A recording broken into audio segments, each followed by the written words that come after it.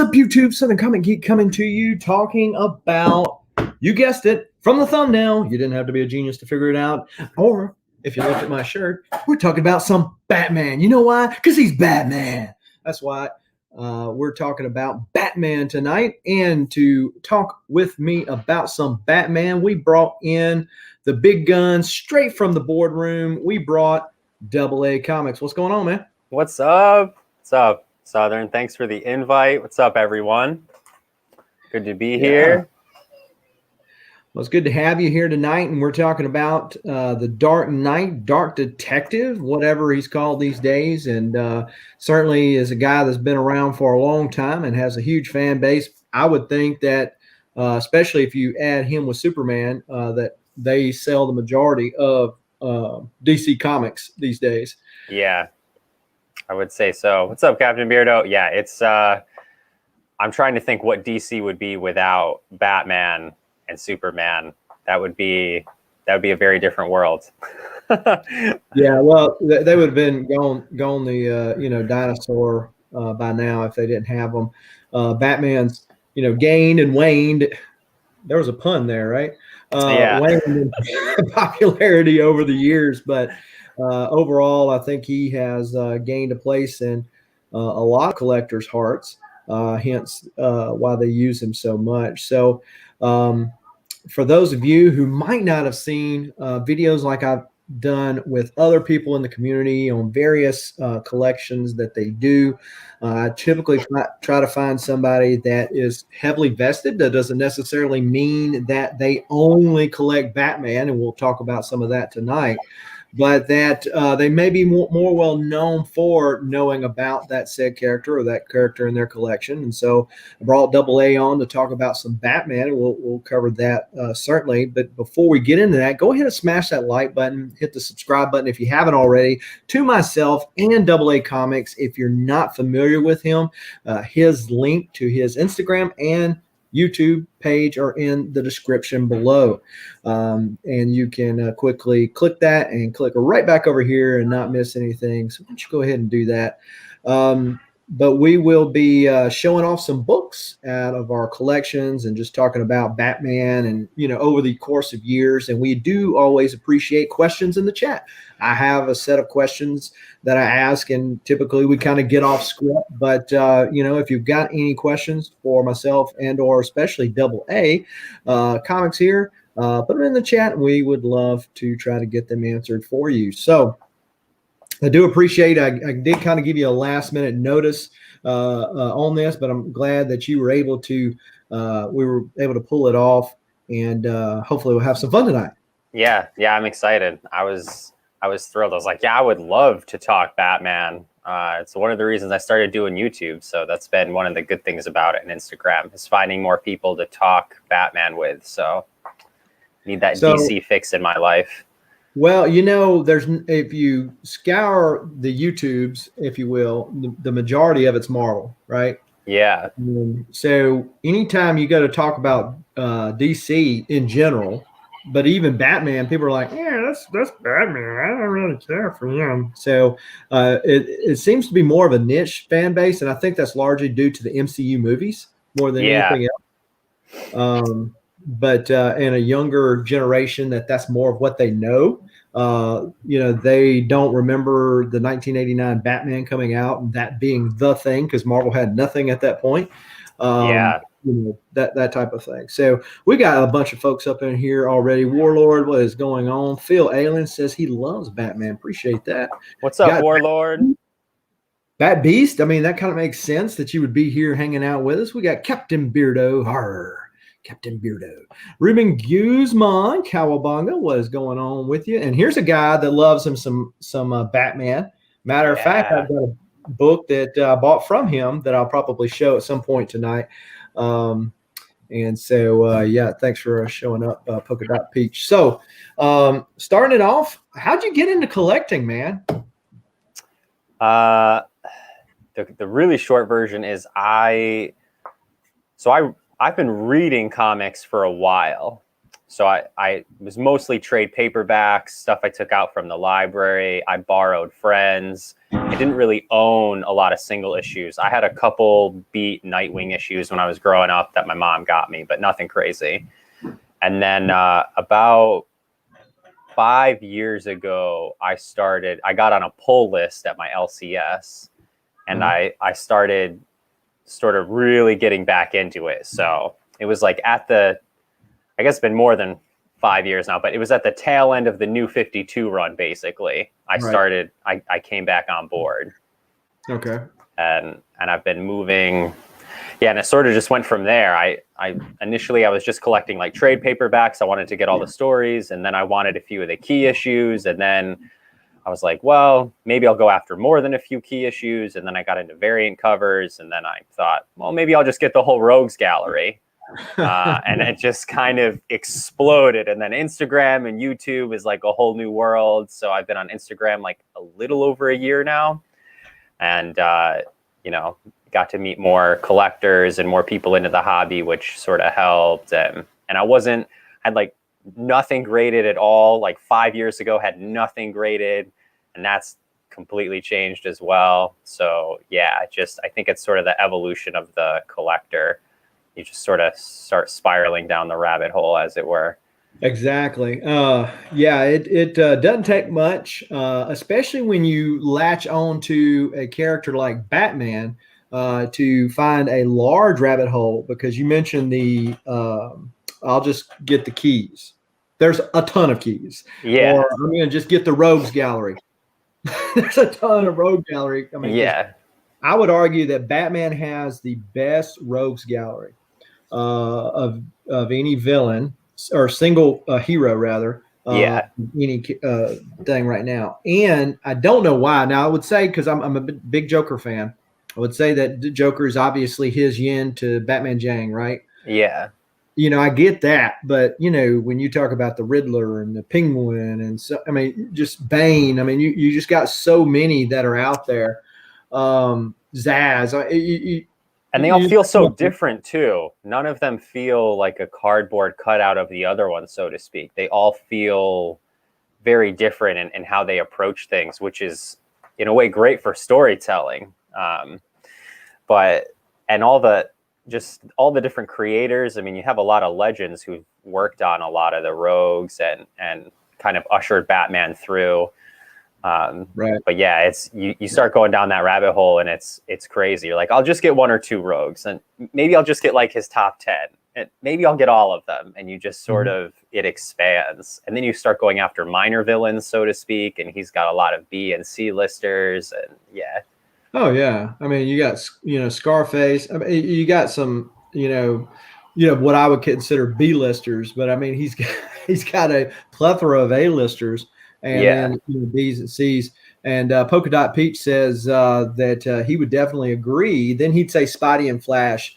Spidey does have a pretty extensive one, and if you're talking about single characters, because you have some teams out there that have a pretty large rogue gallery that they always fight as a team collectively, but individually.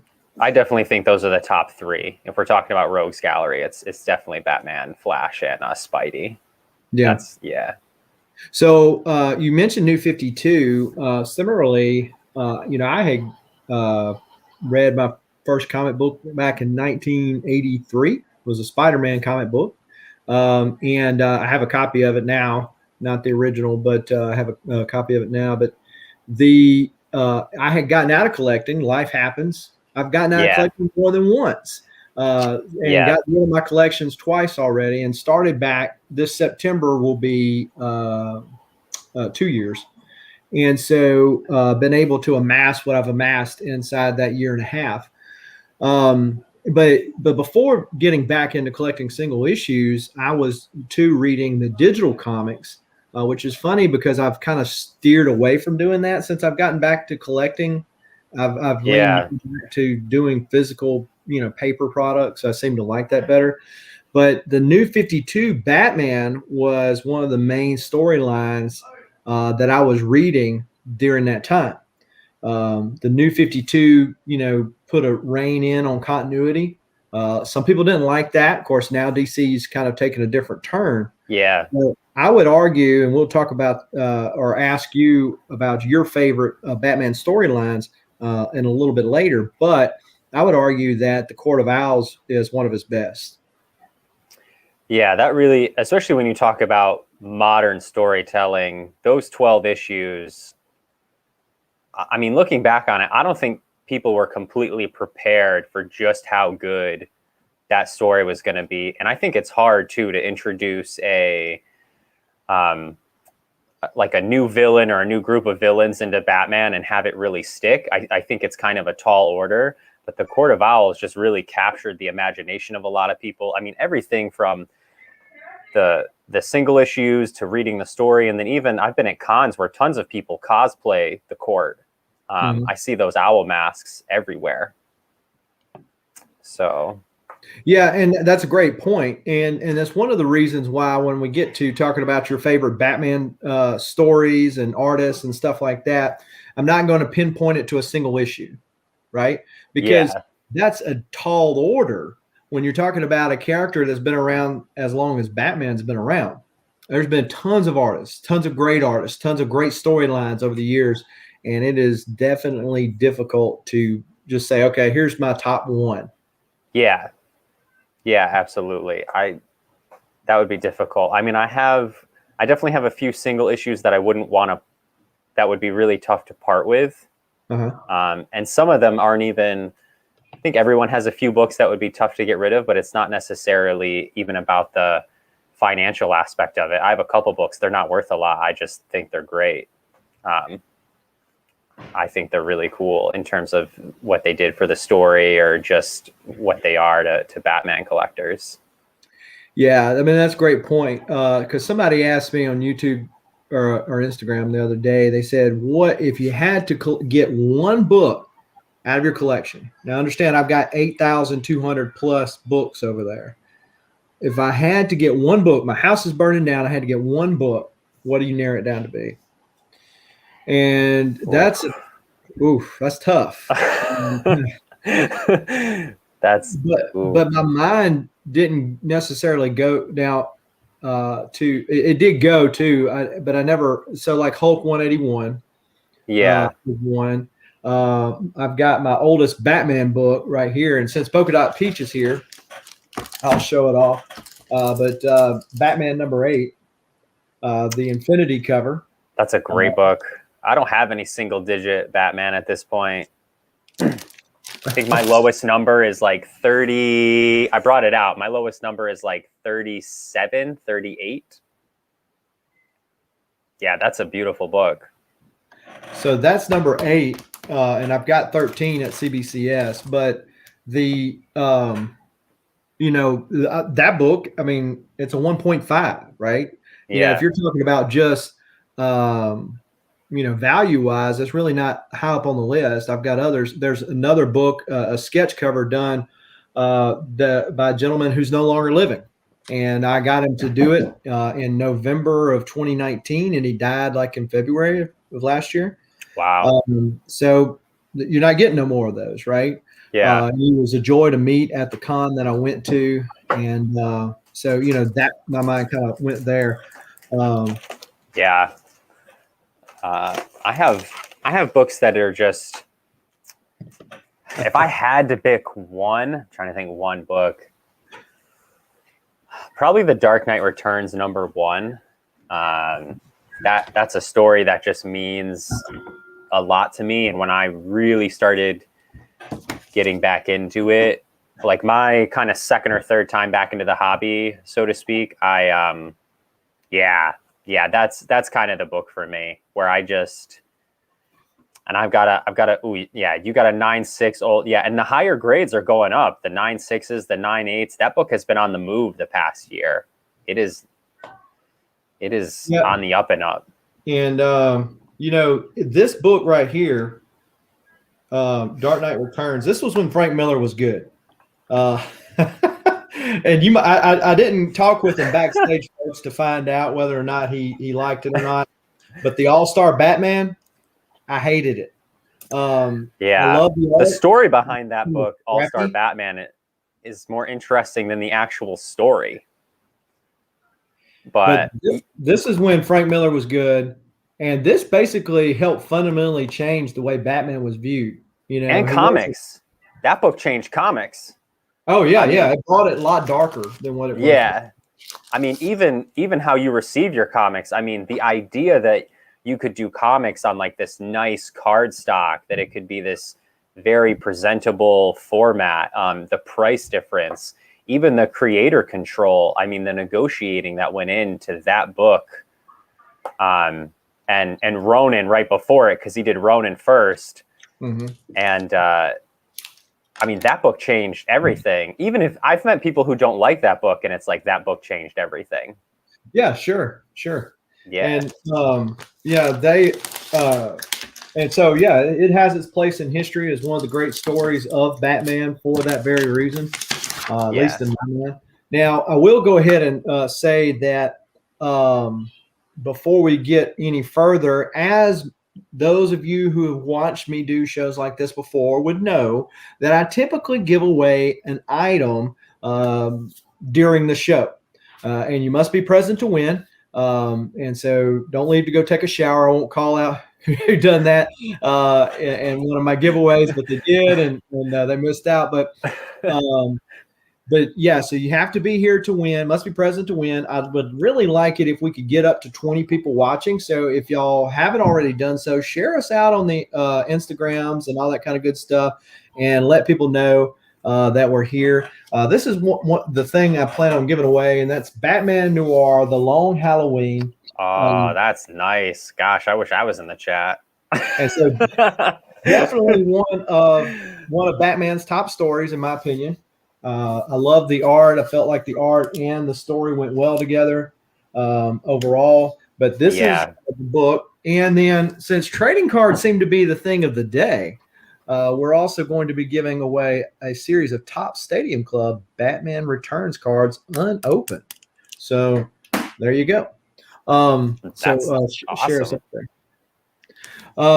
So do you just collect comics, or do you collect figures, statues, pops, anything like that? I had a few pops. I got rid of them.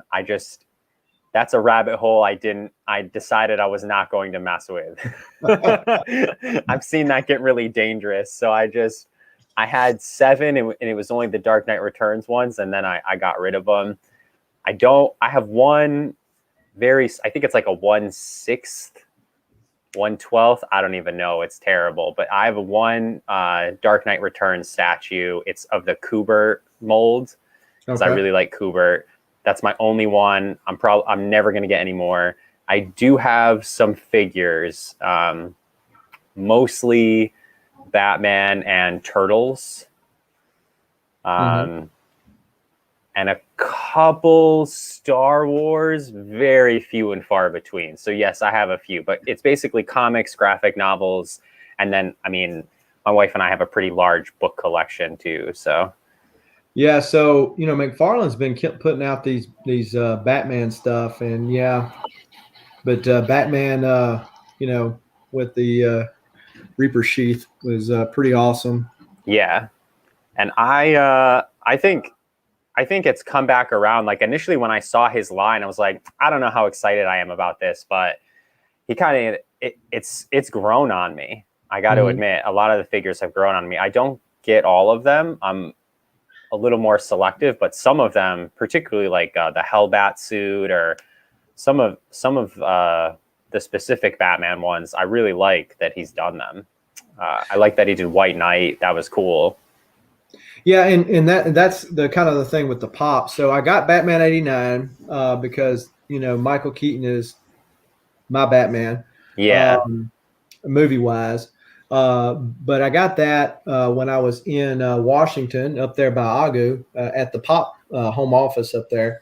Okay. And so I got that, and then I got the Batman animated one because last year Kevin Conroy was going to be at a con not too far from me. I was going to get him to sign that.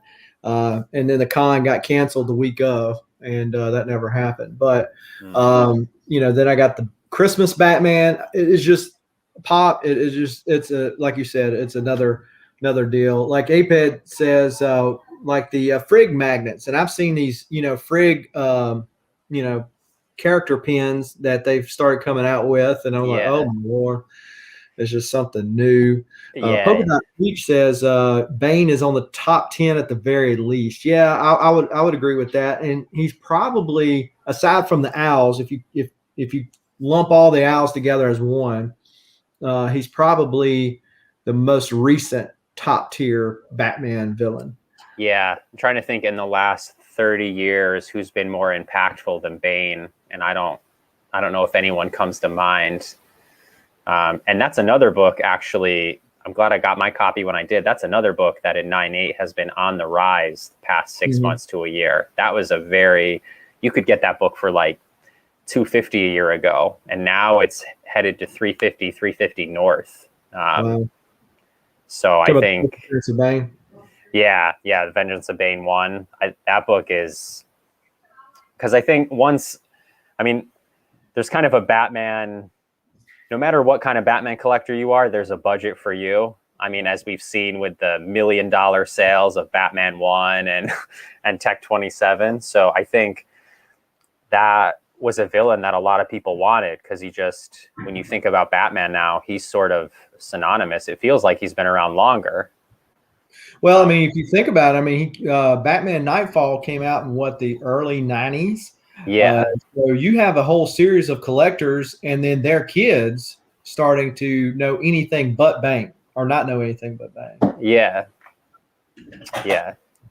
So that kind of makes sense. Well, and that book right there, I bought that book off of Etsy, of all places, and was going to get it signed by Chuck Dixon. He was going to be at a con, the same one that Conroy was supposed to be at, and alas, it was canceled. So I thought about sending it into CGC because they were Chuck Dixon and my mind went blank. Nolan? Yeah, Nolan. But they were both they were doing dual signings, and you could get them both to sign it. And I thought about sending it in then, but I didn't. I waited too late and didn't send that. So it kind of answers whether or not you collect. Comics are the main thing. There are just some kind of there's some stuff on the outside, but between the single issues and the actual, I have a physical graphic novel collection. At this point, I'm going to keep myself to those. Well, that's an interesting thing because, again, when I was outside of collecting, I did get a lot of digital, but I got a lot of graphic novels because that was an easy way to digest a lot for a very low, point of entry. Yeah. And so some of those stories I've since gone back and collected the physical copy, the floppies of. Yeah. So on auctions, I've tried to put those things up for relatively cheap. People don't want them. And I'm like, yeah, it's weird. It's a weird. And then there are groups, particularly with the rise of Gem Mint and other similar channels and near mint condition. There are groups where I'm in a couple online. They just collect the collected editions. That's like their thing. And they have basically offices or rooms full of collected editions. Where sometimes I'm just satisfied with the trade. I just want the run to be able to read it whenever I want. Sure. I have some of the collecteds, but yeah, that's kind of the great thing about the hobby. There's so much. Really, there's so many different ways to do it. It's wild. Yeah, you can like Batman, but yet collect floppies, pops, big pins, omnibuses, you name it. Yeah. And so, yeah, there's a lot. So what was it about Batman that really done it for you that said, hey, this is the guy? Because I'm assuming that you collect other things aside from Batman, because I noticed a Green Lantern back there. I see the Fantastic Four. Yeah, I got John Stewart behind me, and this is actually the final issue of Static Shock, which is a kind of a hard. This is an interesting sort of piece of trivia. This is the final issue, and this is kind of a hard book to come by because it's such a low print run. Right. Mine's a 9.2 because it's got it's got a couple very visible spine ticks down here. I got this before the announcement that Michael B. Jordan was sort of going to be producing or associated with Millstone Media. But yeah, Static's another one. I grew up on the cartoon, so I think the big thing for me is a lot of these things, like the Static cartoon, the Justice League and the Justice League Unlimited cartoon, Batman Beyond. That's all the stuff that I watched. Like on Saturday morning, that's the main stuff I got. Mm-hmm. And I lived in a place where, at least initially growing up, there wasn't an infinite amount of channels like there is now. And I wasn't hopping on YouTube, and there wasn't Netflix, and it was just like, that's what you had. So there's some other runs that I really like. Like I like Mr. Miracle and Static. I'm trying to slowly collect the Green Lantern Corps little by little, just because it's fun. And then I have basically a short box of Marvel stuff, very specific. And Black Panther is one of the first. That's probably the first Marvel comic I ever read, was Black Panther comics, and it was in trade. I found a trade, and I was like, oh, this guy's awesome. So, but I think Batman pulled me in because of he's a regular guy, and this sort of horrific thing happens to him, which is he loses his parents. And you can go a lot of different ways when something bad happens to you in your life. But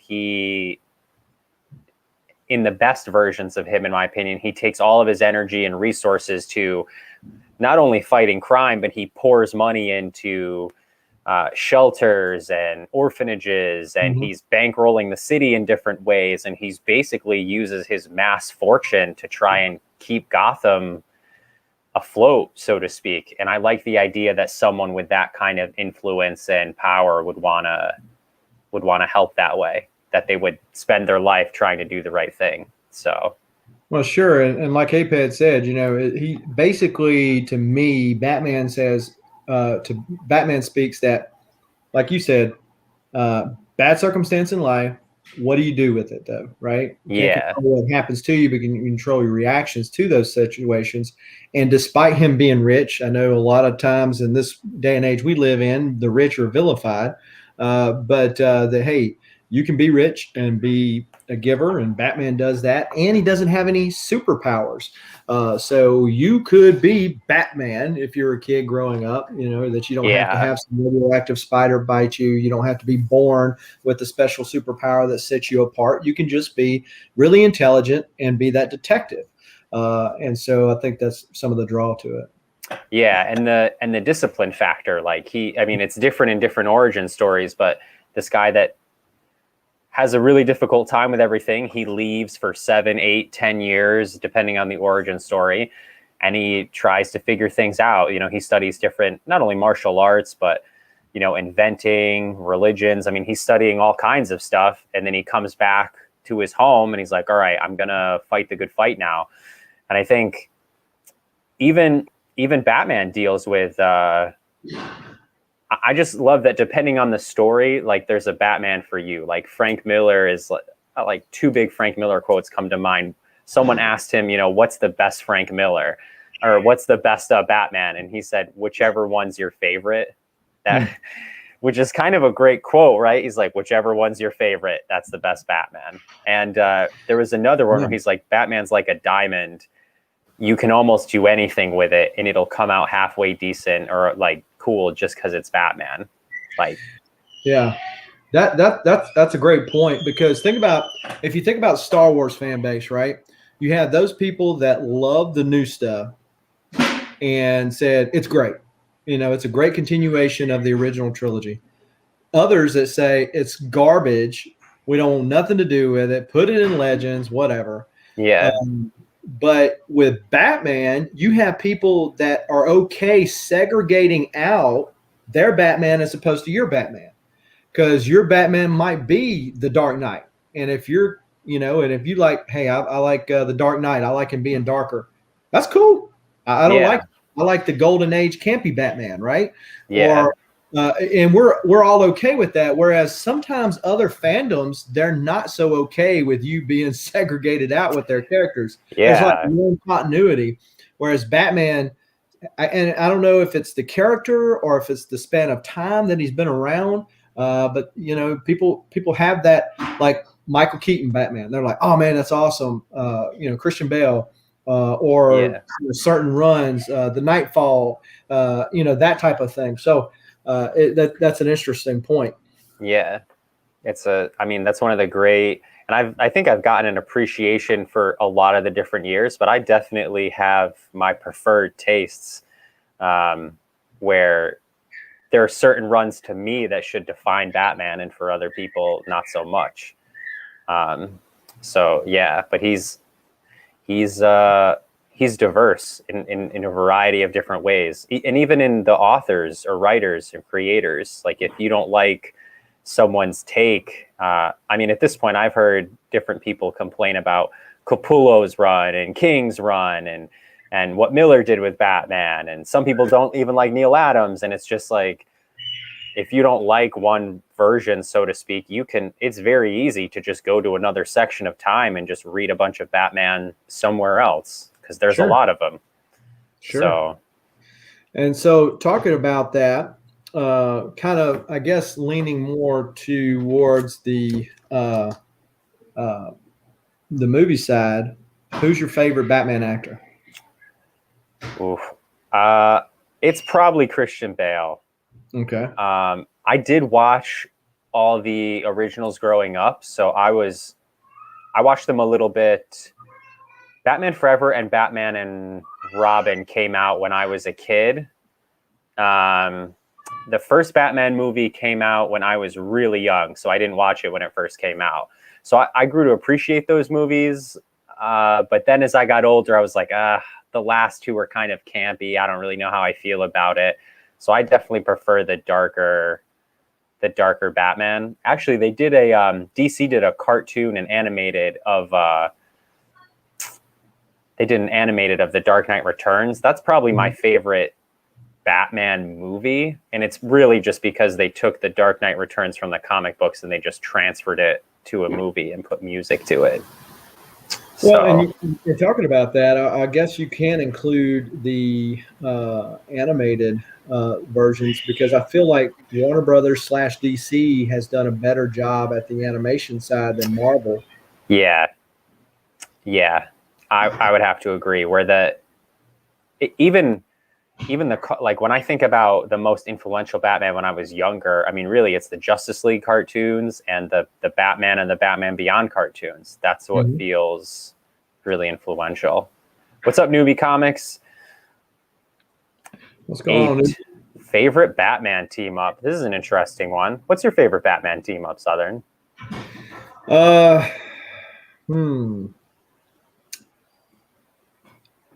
Oof.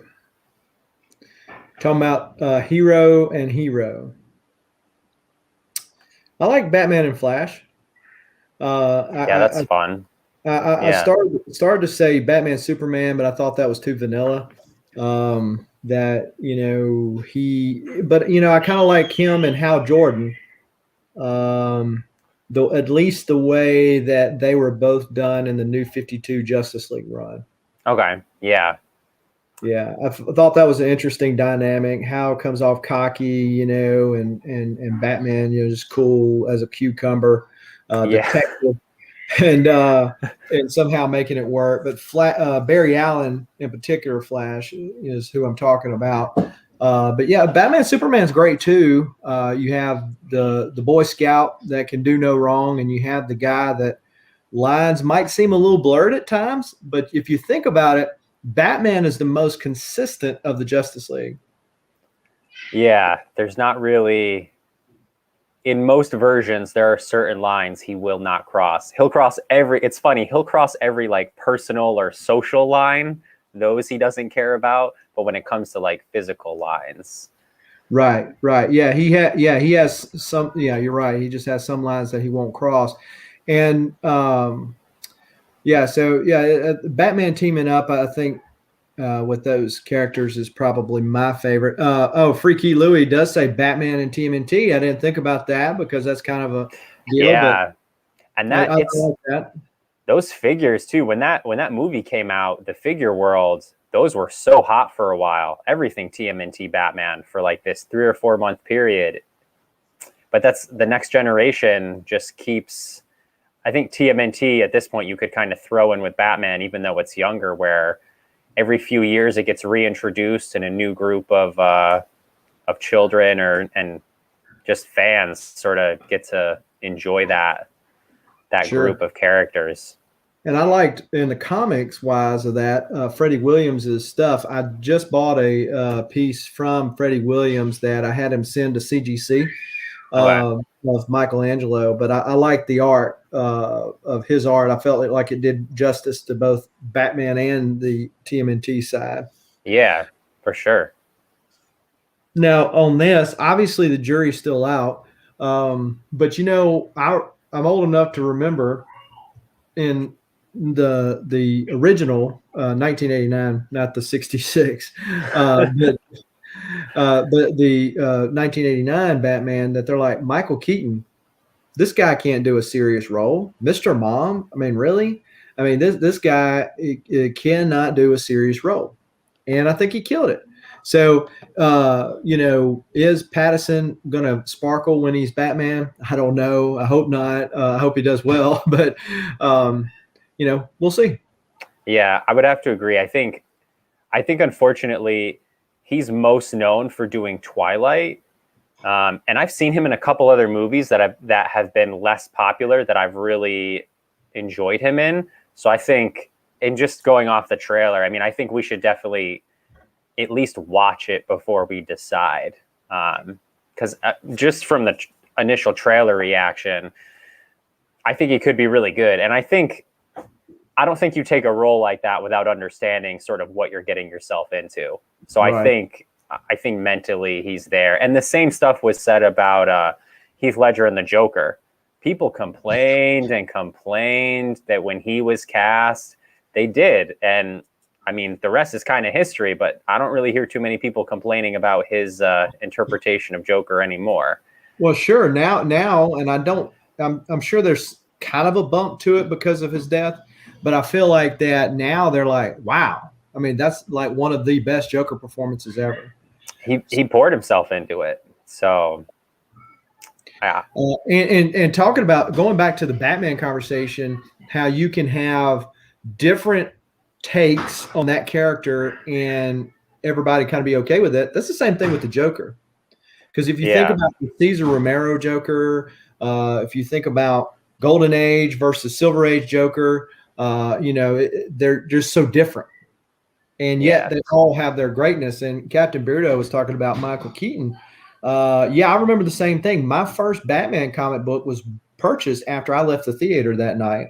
And I went to the newsstand, went to the little convenience store that's located a couple blocks from where I live, and picked up the first appearance of Tim Drake. And so that happened to be the Batman that came out at that time, and it was on the newsstand, and I purchased it. And so, yeah, he was not the best, but he was the first modern. So, and depending on your age, that's probably going to slant you one way or another, as if he's the guy. I don't think anybody says George Clooney or Val Kilmer are, but they have their place too. Yeah, you know. I mean, listen, if you like rubber suits that are built that way, that's your prerogative. But I mean. And I definitely respect the Keaton Batman. So that's a movie that I enjoy. I think he did a great job. And it's a tough, I don't think it's like an all out, oh, Bale just wins. I don't think it's like that. But yeah, I definitely think your age slants a little bit towards which one you prefer.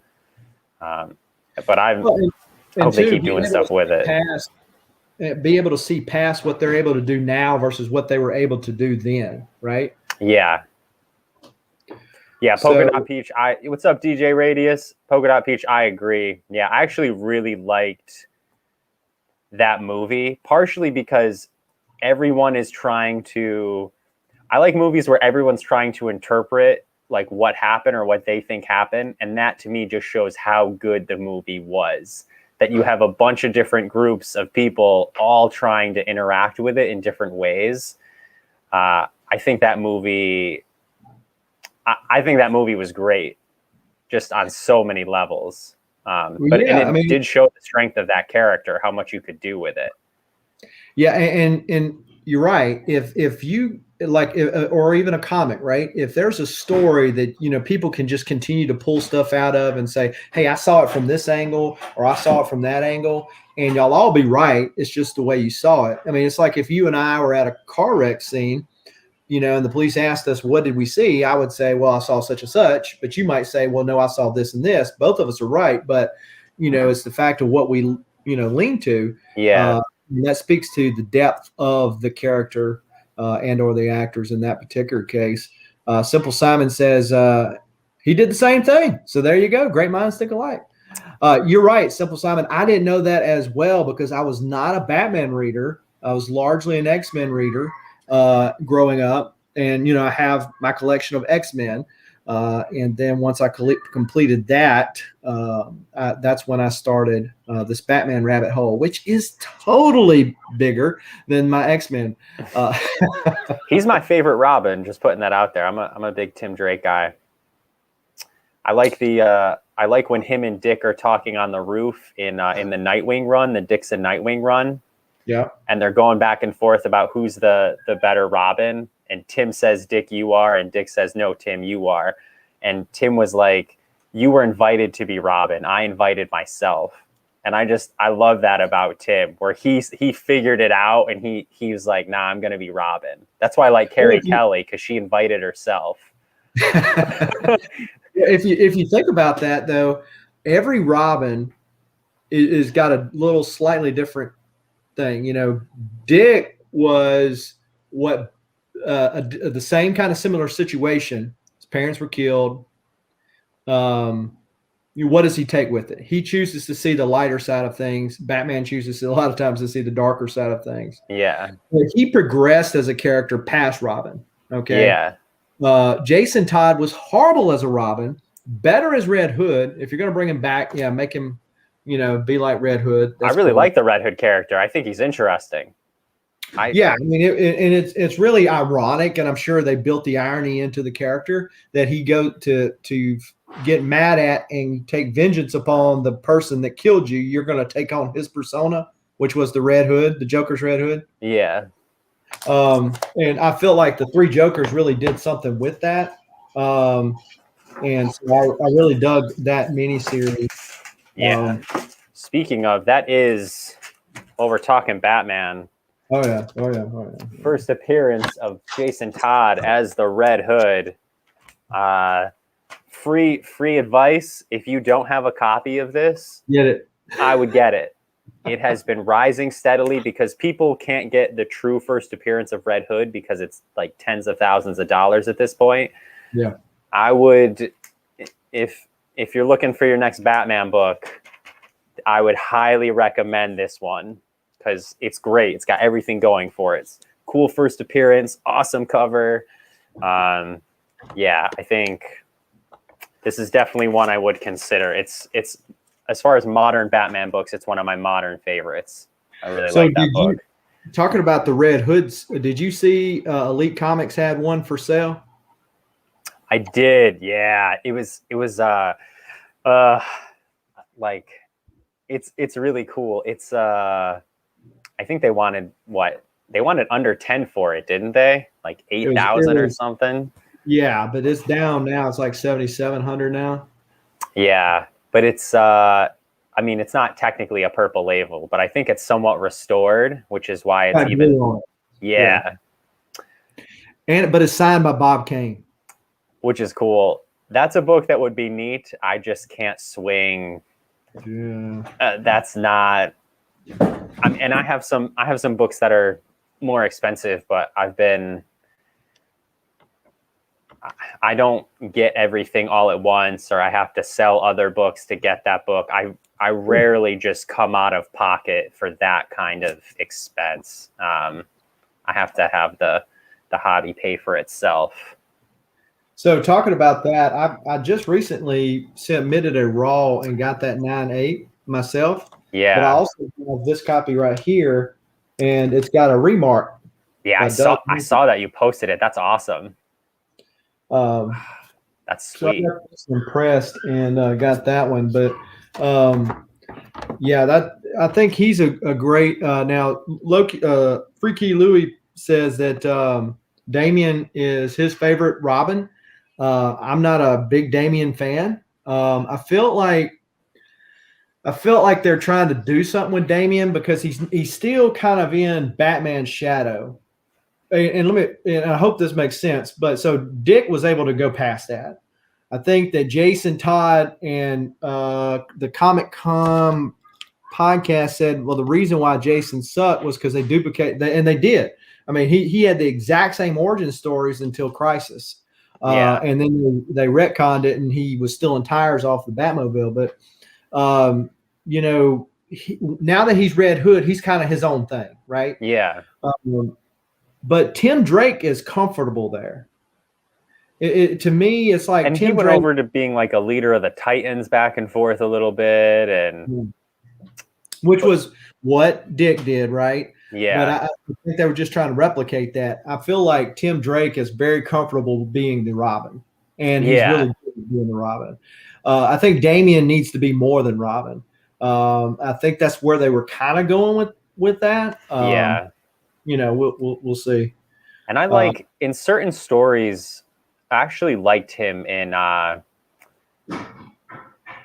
don't know, King's Batman run gets flack from certain people. There were parts of it I actually really enjoyed, and I liked the moments of dialogue where you had Tim Drake, Jason Todd, Dick Grayson, Damian, and Duke Thomas all together having conversations. I actually really enjoyed those moments in the first like 30 issues. Like they have one where they're at a fast food restaurant all together, and it's hilarious. Oh, getting the Happy Meal? Yeah. and like Batman starts cutting the hamburger, and Duke is like, wait, is this really happening? And Dick is like, oh yeah, this is like a thing raised by the butler. You've never seen this? It's so, I mean, those moments to me were so great. I thought they were hilarious. Well, and talking about King, I feel like King does better on maxi series. I feel like he's got like a 12 book arc, right? He can start it out. He can, this is where we're going, and we can end it. But when he stretched it out over those 70 plus issues, it was too much. I mean, the dream was a little much for me. But to your point, I think a lot of it was good. I feel like there was just towards the end, people were like, okay, let's get this over with and let's do something here already. Yeah, I think the 12 issue, I'm trying to think if he's ever done a bad mini, and I don't think he has. Sheriff of Babylon was great. Vision was great. The Omega Men was great. Mr. Miracle was great. I mean, I've read Batman and Catwoman so far. I think it's good. I think that just may be, I think he can do other things, but yeah, he really rocks at the 12 issue mini. There's something about it. Yeah, Strange Adventures is the other one that. He's done recently. So Travel and Root Beer, Red Robin. Hold on, Red Robin, yum. We don't eat. We're not cannibals here. Wrong, Red Robin. But hey, appreciate you stopping in, Simple Simon. Be sure to smash that like button on the way out, kind sir. See you, Simon. But yeah, so you answered the question as far as we talked about Batman, then we got into the Robin. Top 5 Batman storylines. Oof. I'll try and go 5 up. Okay. So you can them in certain order. Just okay. And unless you say, okay, here's my list. This is probably the number one out of that list. Okay. The Hush run was great. Mm-hmm. Long Halloween. That's just an amazing run. Year One, Frank Miller's Year One. Mm-hmm. Probably the Court of Owls, and the Dark Knight Returns is going to be number 1 on that list. Mm-hmm. And honestly, 4 and 5 could almost be switched out with a couple other stories depending on how I feel that day. But for me, when I think about the story, I think Tom King is correct when he says the best Batman story has already been written, and it was written by Frank Miller. I think that story works on so many levels. I mean, it's a good story. It has good action. I like the dialogue. I like the art. I think it just does a little bit of everything. It's a commentary on society, which I kind of enjoy. It does a lot of stuff. So yeah, and I'm pretty close there. Hush. Reason why I like Hush is because I'm a big Jim Lee guy. yeah, And so I felt like the art, and we'll talk about your top Batman artist in a minute, but I feel like that was one of the things that did it for me. You mentioned Court of Owls. I would say Nightfall. And if you think back when Nightfall came out, that was, I don't remember which one came first. If somebody in the chat remembers, but I don't remember if the death of Superman came first or Nightfall for Batman came first. I think Superman died first, and then Nightfall happened. But that was kind of revolutionary at that time, and they were basically going to write Batman, out of the scene. Good as gone, and they said, "Whoa, no, we can't do that. We can't do that." And so they went the way they did. But as a young-ish reader at that time, the lead up in Nightfall, and I'm not a big fan of crossovers because I think especially Marvel is really bad about this. They got a crossover in every cotton picking book. Yeah. They had there's two showcases, and I think there's a one for Catwoman maybe. But the detective and Batman, they went back and forth mainly with those.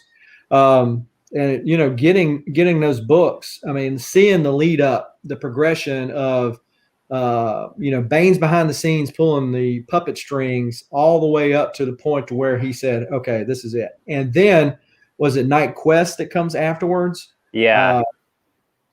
Yeah. So I felt like that was really good because I like the character Azrael. Yeah. So I got yeah, he did a great job with those figures. He really did.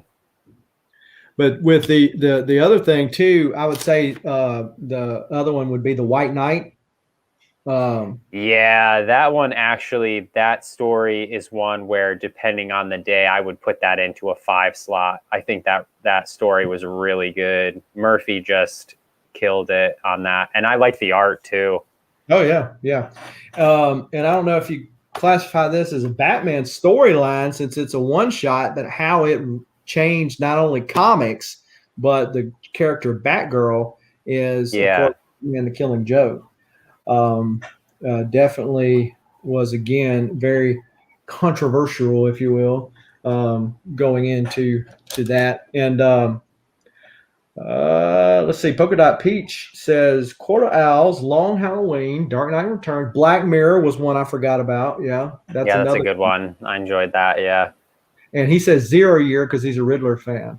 So talking about that, Polka Dot Peach, you will probably get this riddle. Okay, this riddle right here. If April showers bring May flowers, what do May flowers bring? It's one of the Riddler's riddles. So I'll let him say that. So Travel Root Beer says, big fan of the animated series. So I like Batman Adventures, anything written by Paul Dini, including Zatanna. Yeah, he's a big Zatanna fan. And that's the thing with Batman, because you have this Batman and detective going all this time, right? And he can have a lot of people were telling me when Tom King's was waning on the Batman title that go to detective, because Tomasi's killing it over detective. He's not telling super great stories, but he's telling very consistent good stories. Yeah, a lot of people liked that run with Tinian into Tomasi, or Tomasi into Tinian. I think it was Tinian into Tomasi. Yeah, they really liked that run. Yeah, I feel like it fleshed out Tim Drake as a character by himself, kind of trying to spread his wings, pun intended. But Zatanna was all in that run too, to Traveling Root Beer's mention. And Batman Adventures, of course, gave us Harley. Yeah, it's Harley. Notice that little newsy stand over here.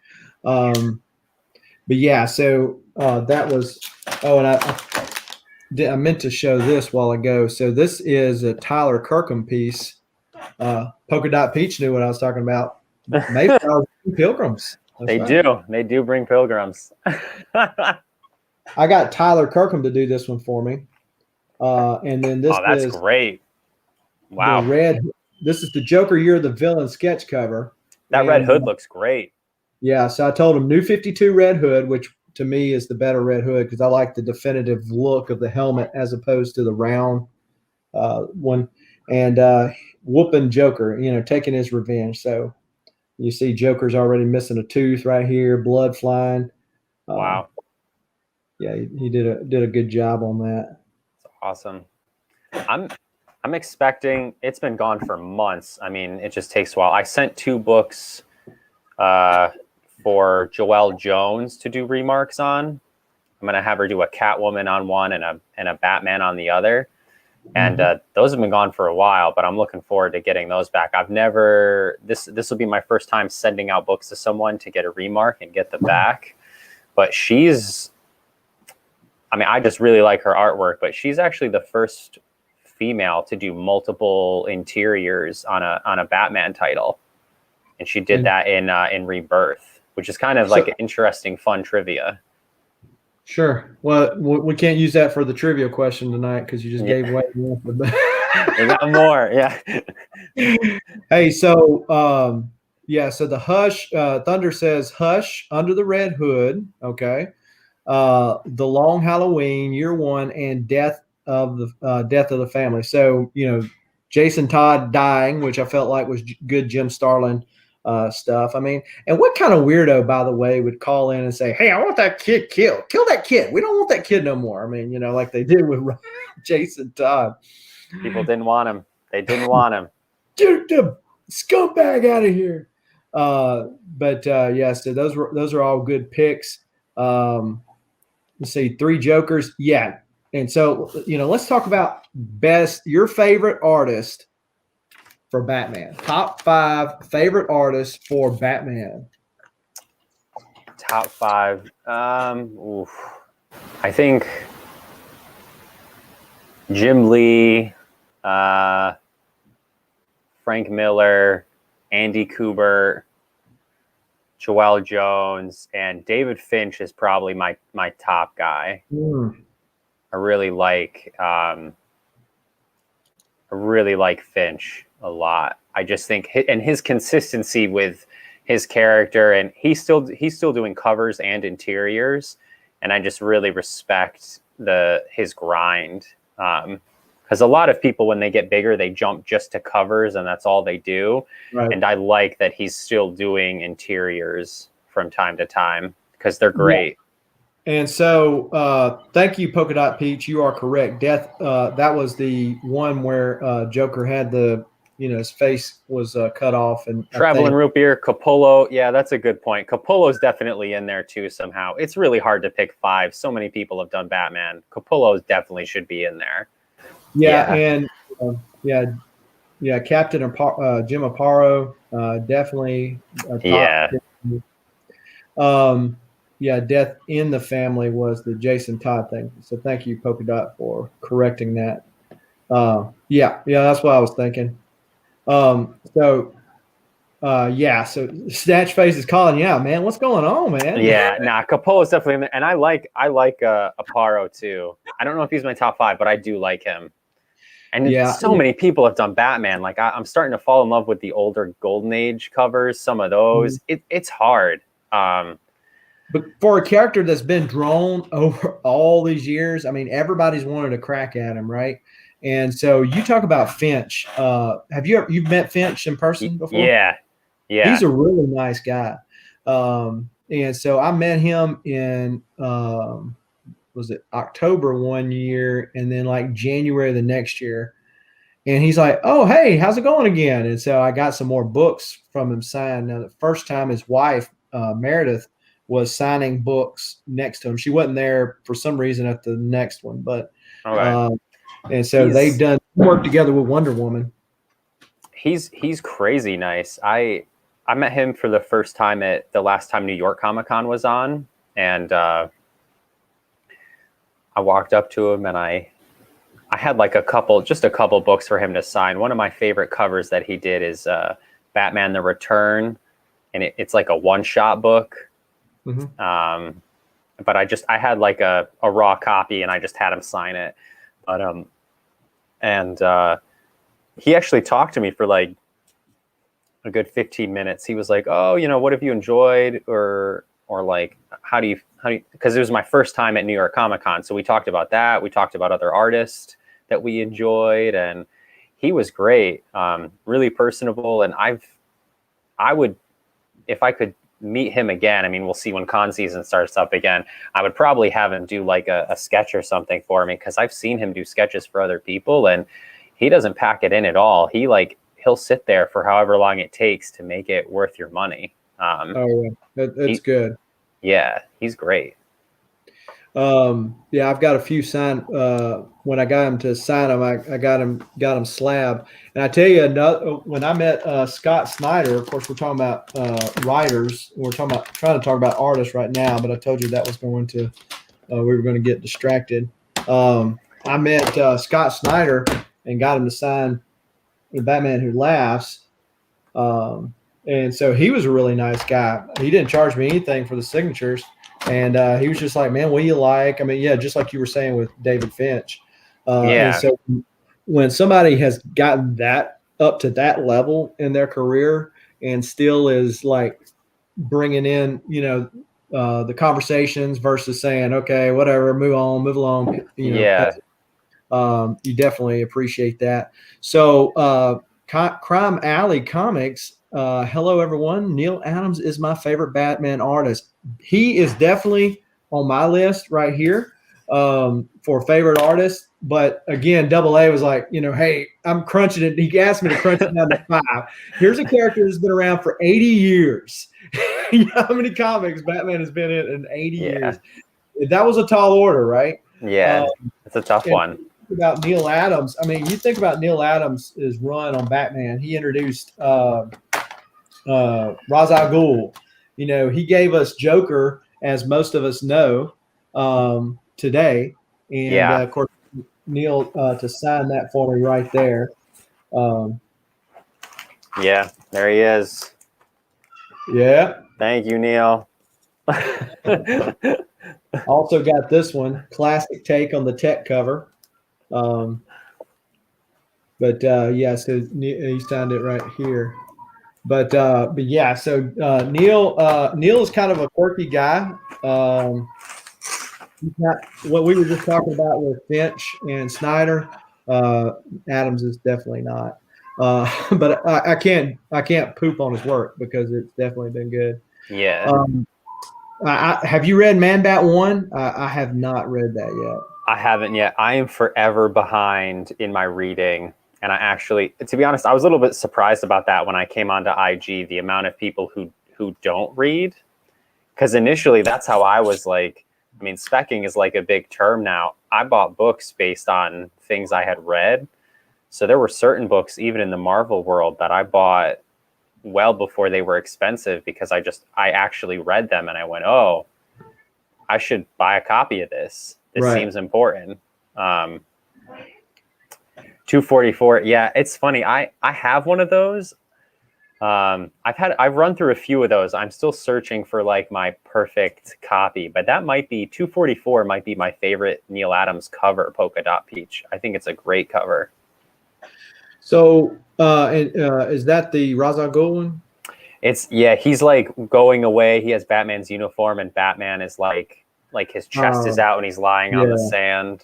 Yeah. That's when you got the 8.5 for sale, don't you? Yeah. Because I want like a really high grade at that one, like a 9.0, 9.2. I just love that book. I think it's great. So I like homages, and so Neil Adams did one for that one for a JLA cover a couple of years ago. Yeah. That I got where the roles were reversed. And so, yeah, Batman 244 is a great cover. So Yeah, Jim Aparo. We mentioned David Finch, Neil Adams, Jason Fabok. Yeah, he's another one who should be on that list because he does great work as well. Yeah, really, it should be a top 10 list as a minimum. Yeah, I know, right? You think about Jason Fabok is just in his most recent work with the Three Jokers. Issue 1 was so detailed. There were so many Easter eggs in that you thought it was a Marvel movie because there was just so many Easter eggs dropped that Batman fans go, there's that. And so it was really good. Yeah, it was really great. Yeah, Polka Dot Peach. Yeah, I do have a 244. You're welcome to DM me. Yeah.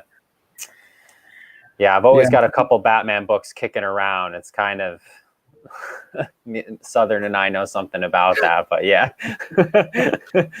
Always got a couple Batman books kicking around. So did you bought a Mr. Freeze not too long ago off of IG? Yeah. That's a book that I not only really like, but it is a book that, I mean, I don't want to make too crazy of a statement. I think this is DC's like Hulk 181.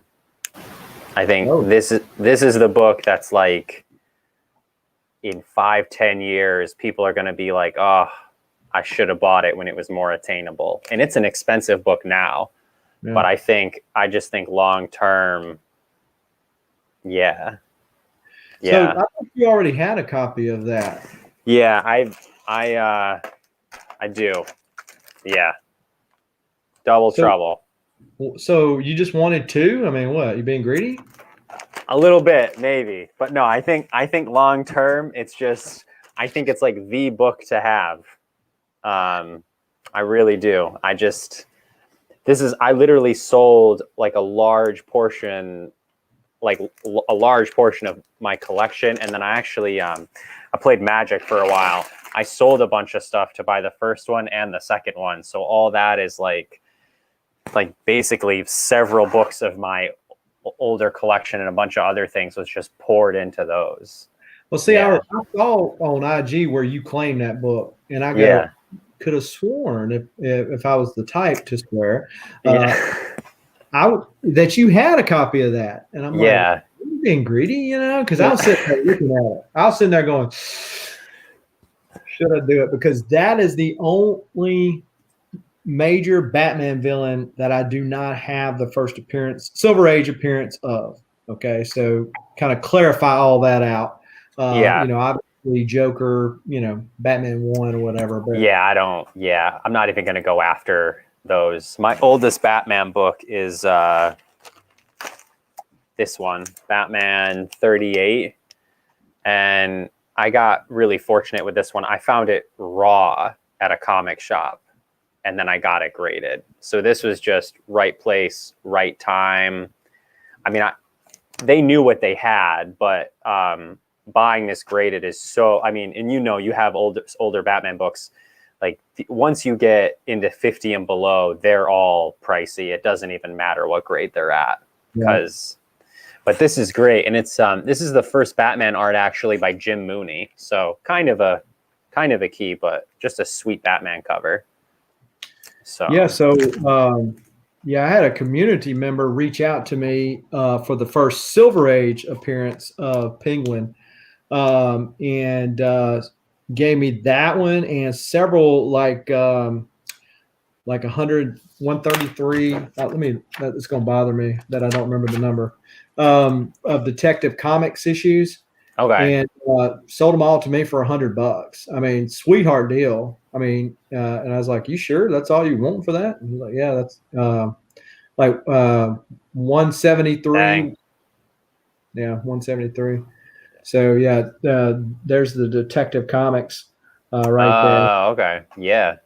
And so I mean, when you talk about, I mean, that's 1951, and then he also that one right there. So some great artists. Yes, it is very hard to push it all into just 5. Polka Dot Peach says he will DM you.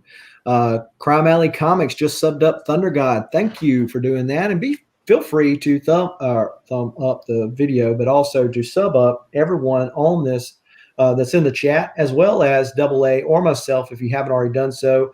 Mine's easy enough because you're watching my channel, but Double A's information is in the description below. So great artist. I mean, Batman's been around so long, you can just say, okay, who hasn't drawn Batman? Yeah. Because McFarlane hadn't drawn a lot of Batman, but, some of his work is classic covers.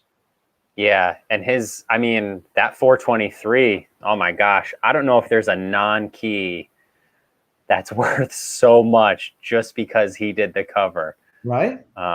Yeah. So yeah, I mean, everybody's had their crack at Batman, so it's definitely a tall order. So let's say top 5 writers of Batman. Oof.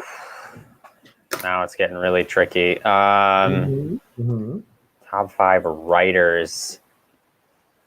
I'd have to go with Scott Snyder between Black Mirror and New 52. Scott Snyder, Frank Miller again. That's just, he's going to be like top 5 in everything for me. What else has been? I really like White Knight, Sean Gordon Murphy, and that I just really like what they're doing with that kind of multiverse feel. I like that a lot.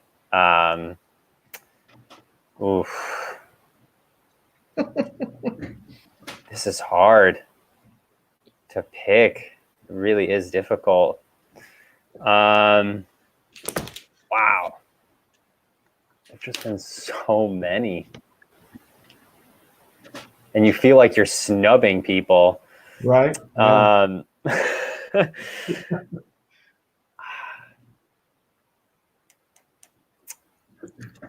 Man.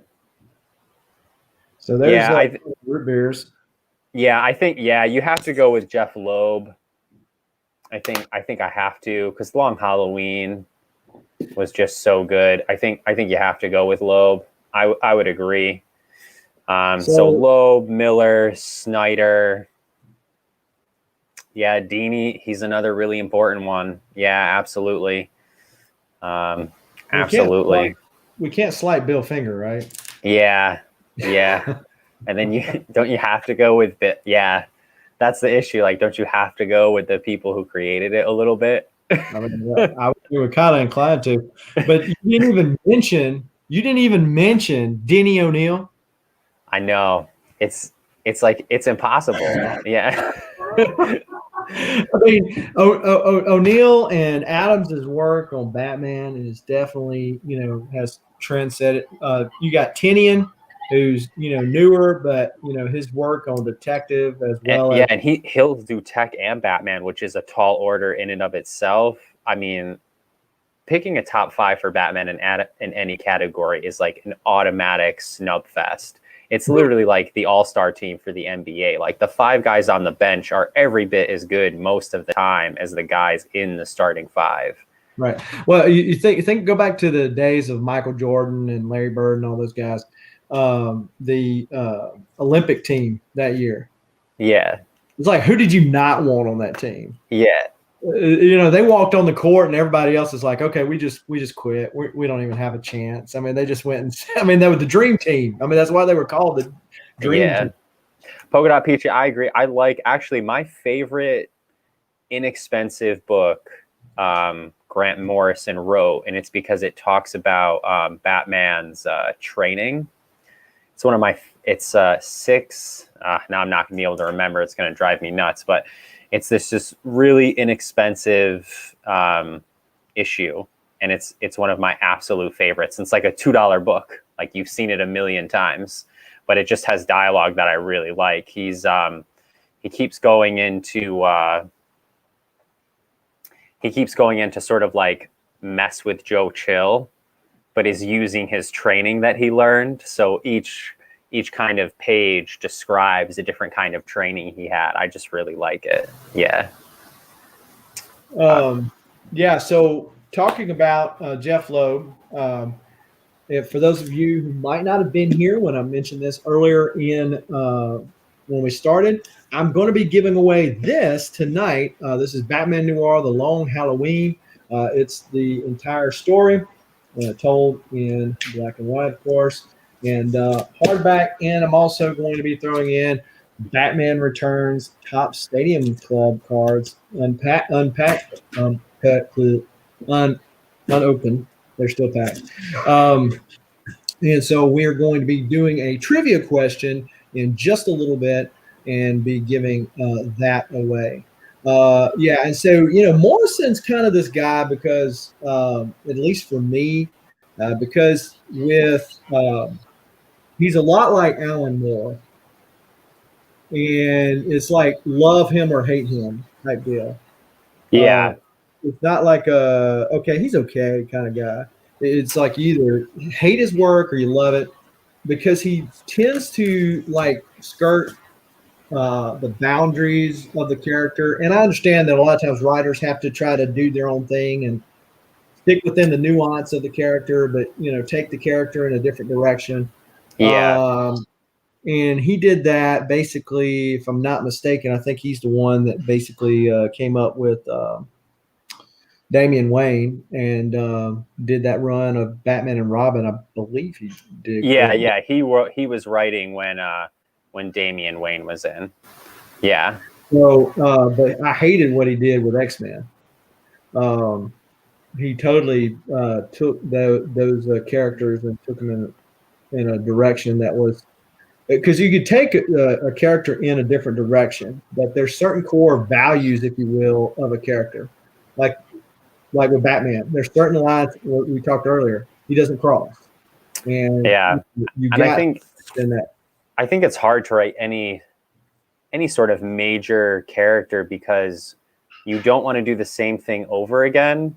Mm-hmm. But it's sort of like this.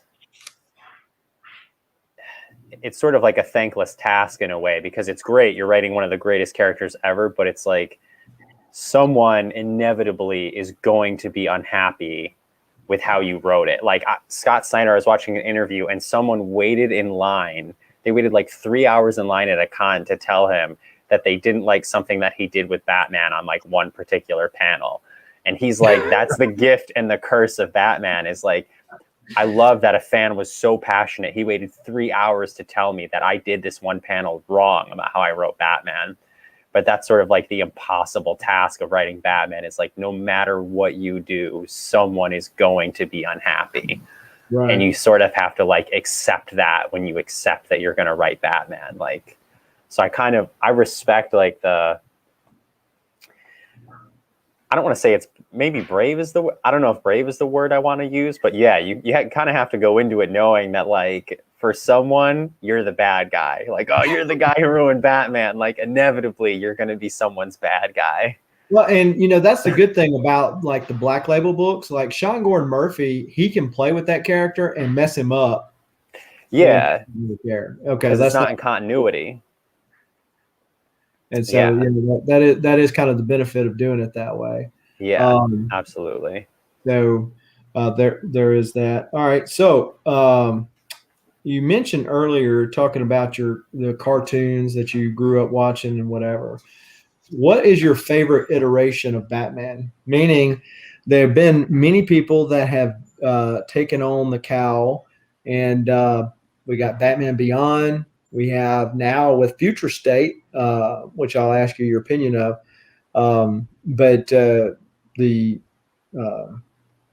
Tim Fox Batman. Yeah. You've had Nightwing pick up the mantle of Batman for a little while. You've had several people pick up the cowl and run with it. Azrael back in the Nightfall deal. Yeah. Is it always Bruce Wayne for you, or has there been somebody that you said, okay, if Bruce was gone tomorrow, I'd be okay with those people playing it? I really like Terry McGinnis a lot. Okay. I think those 3 seasons of Batman Beyond were just. I like the transition of Batman being an old man and Terry, like him sort of being in Terry's ear the whole time and training him, so to speak. I like the idea that that's what happens. Like, Terry's this kid, kind of a hot shot, and Bruce kind of takes him in. He loses his dad because of a bad accident. And I think I kind of accepted as a child. I was like, yeah, after Bruce Wayne, Terry's Batman. I think in my mind, that's the sort of transition I made. I mean, I was like younger, but I think I was okay with that. Well, and it might be with Batman Beyond. It might be because because if you think about Michael Jordan's stint with the Wizards, okay, he's still relatively young. He's the GOAT, and he's sitting there on the sidelines watching the Wizards suck bad. And he's like, screw this. Give me a jersey. I'm going to go out there and show these boys how it's done. And he's better than them, but he's not up to the level he once was. But finally now with his age, he's finally had to settle back as, okay, I'm just going to be the owner. You guys do what you know what to do. And that's Batman and Batman Beyond. Because I'm past that point that I could, now in present time, if Robin doesn't do right, or any one of his other parts of the Bat family don't do right, he just put the cowl on and go out and handle it. But in Batman Beyond, he's past that point. He really can't do that no more. He can't, and I like that storytelling wise. It explored like what really happens when Bruce is old, like what would actually happen when he just physically cannot do it anymore. I agree, Travel and Root Beer. For me, I didn't need Terry to be Bruce's son for that story to be cool. I thought that epilogue, those 2 episodes or 1 episode, I thought it was neat. And I liked Amanda Waller in there, actually. She's like a cool character that I don't think is utilized enough. But I didn't need that. But I still thought that, I don't know, I like that Terry isn't as good at Bruce in some things, but he's still really brave and he wants to do the right thing. And it gave it a nice feel to it. And the art, the 3 seasons of Batman Beyond kind of feel like the original animated series, where they feel kind of timeless. Like I feel like they've aged well. Yeah, and talking about Batman the animated series, which Crime Alley says is his favorite. When did Batman Beyond come out? It was in 90, 98, 99. Okay. Late 90s, early 2000s. Okay.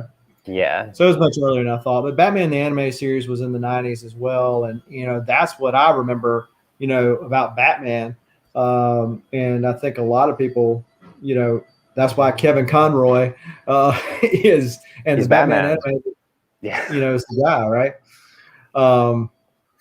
So for that reason, Polka Dot Peach asks, do you think that Batman would ever go full dictator like in Kingdom Come?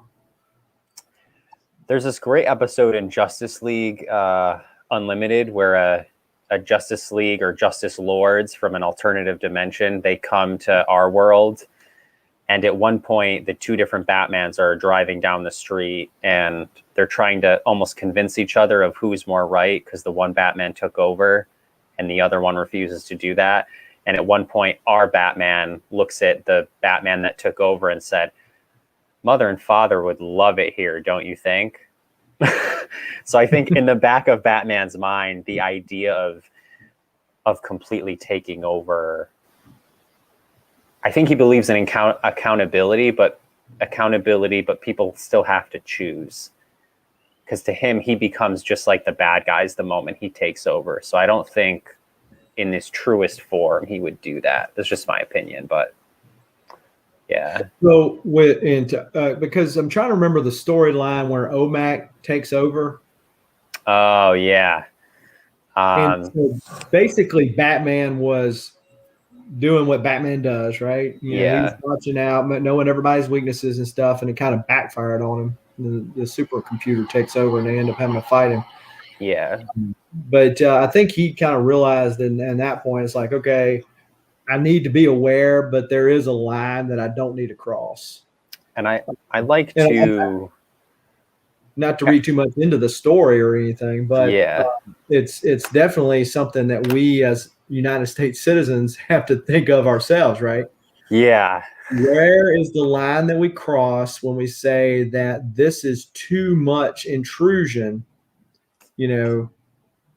In our policy here and abroad, it's this Yeah. tricky. I have a bunch of friends that are friends and family that are military, or they're lawyers, even like they're legal scholars, if you will, a bunch of other stuff. And it's not always an easy.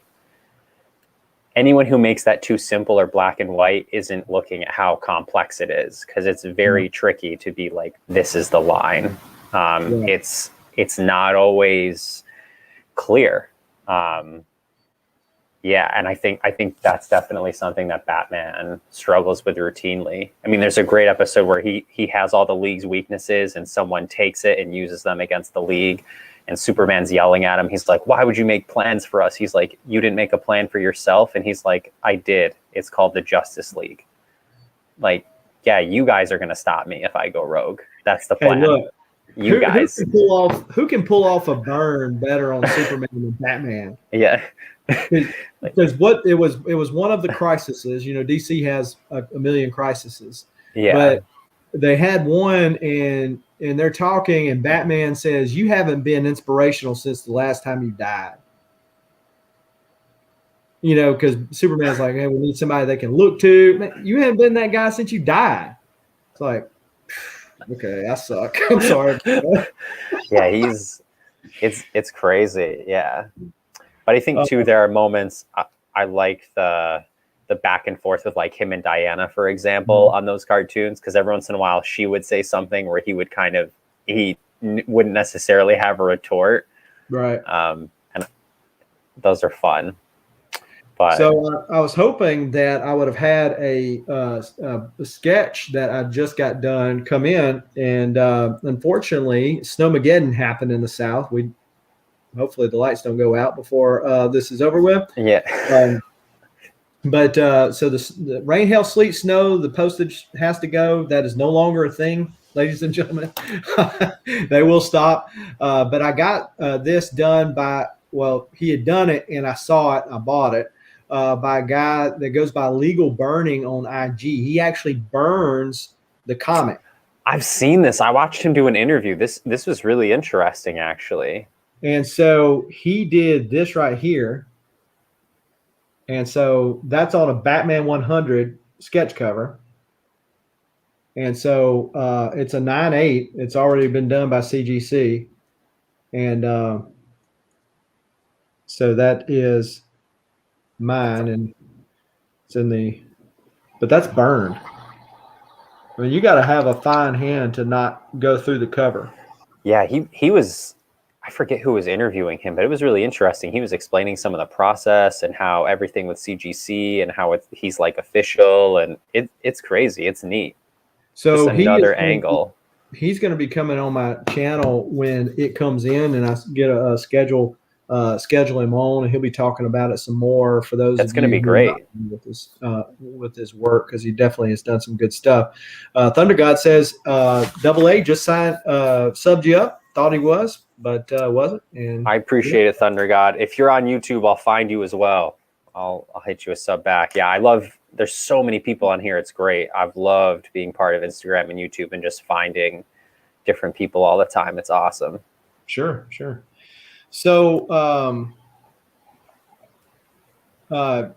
we're at the part of the show. If you got any books that you want to show off, we can show off some books, and then we can get ready to give away that long Halloween. Yeah, that's a great. I think I'm probably my next giveaway. I'll spoil it here. I'm going to be giving away a couple trades as well with like a single issue, because I like giving away good stories. So another recent book I got, which is kind of a big one. This is kind of like the Batman 234. It's a 9/2 off-white pages. I mean, first Silver Age appearance of Two-Face. This is kind of an interesting book now, because some people would say it's the showcase book, but then I think purists would argue that Showcase is Batman dressed up like Two-Face, but it's not actually Two-Face. Yeah. So I have both. just because I like to cover all my bases. But yeah, so I do the same thing with Wolverine. So people say Hulk 180, some say 181. I say it's Foom 2. And so I just got Foom 2, which and then I have the advertisement books, where 181 was advertised in other books. Yeah.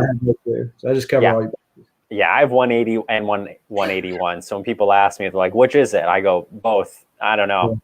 Yeah. I got both. So this is, but I'm thrilled to have this. I've had a few different copies, but this is going to be my one for a while. I don't suspect I'll be getting an upgrade anytime soon. This is probably a book that I'm trying to make popular. I don't know. I'm a little more known for. This is Tech 259, First Calendar Man. I love this book.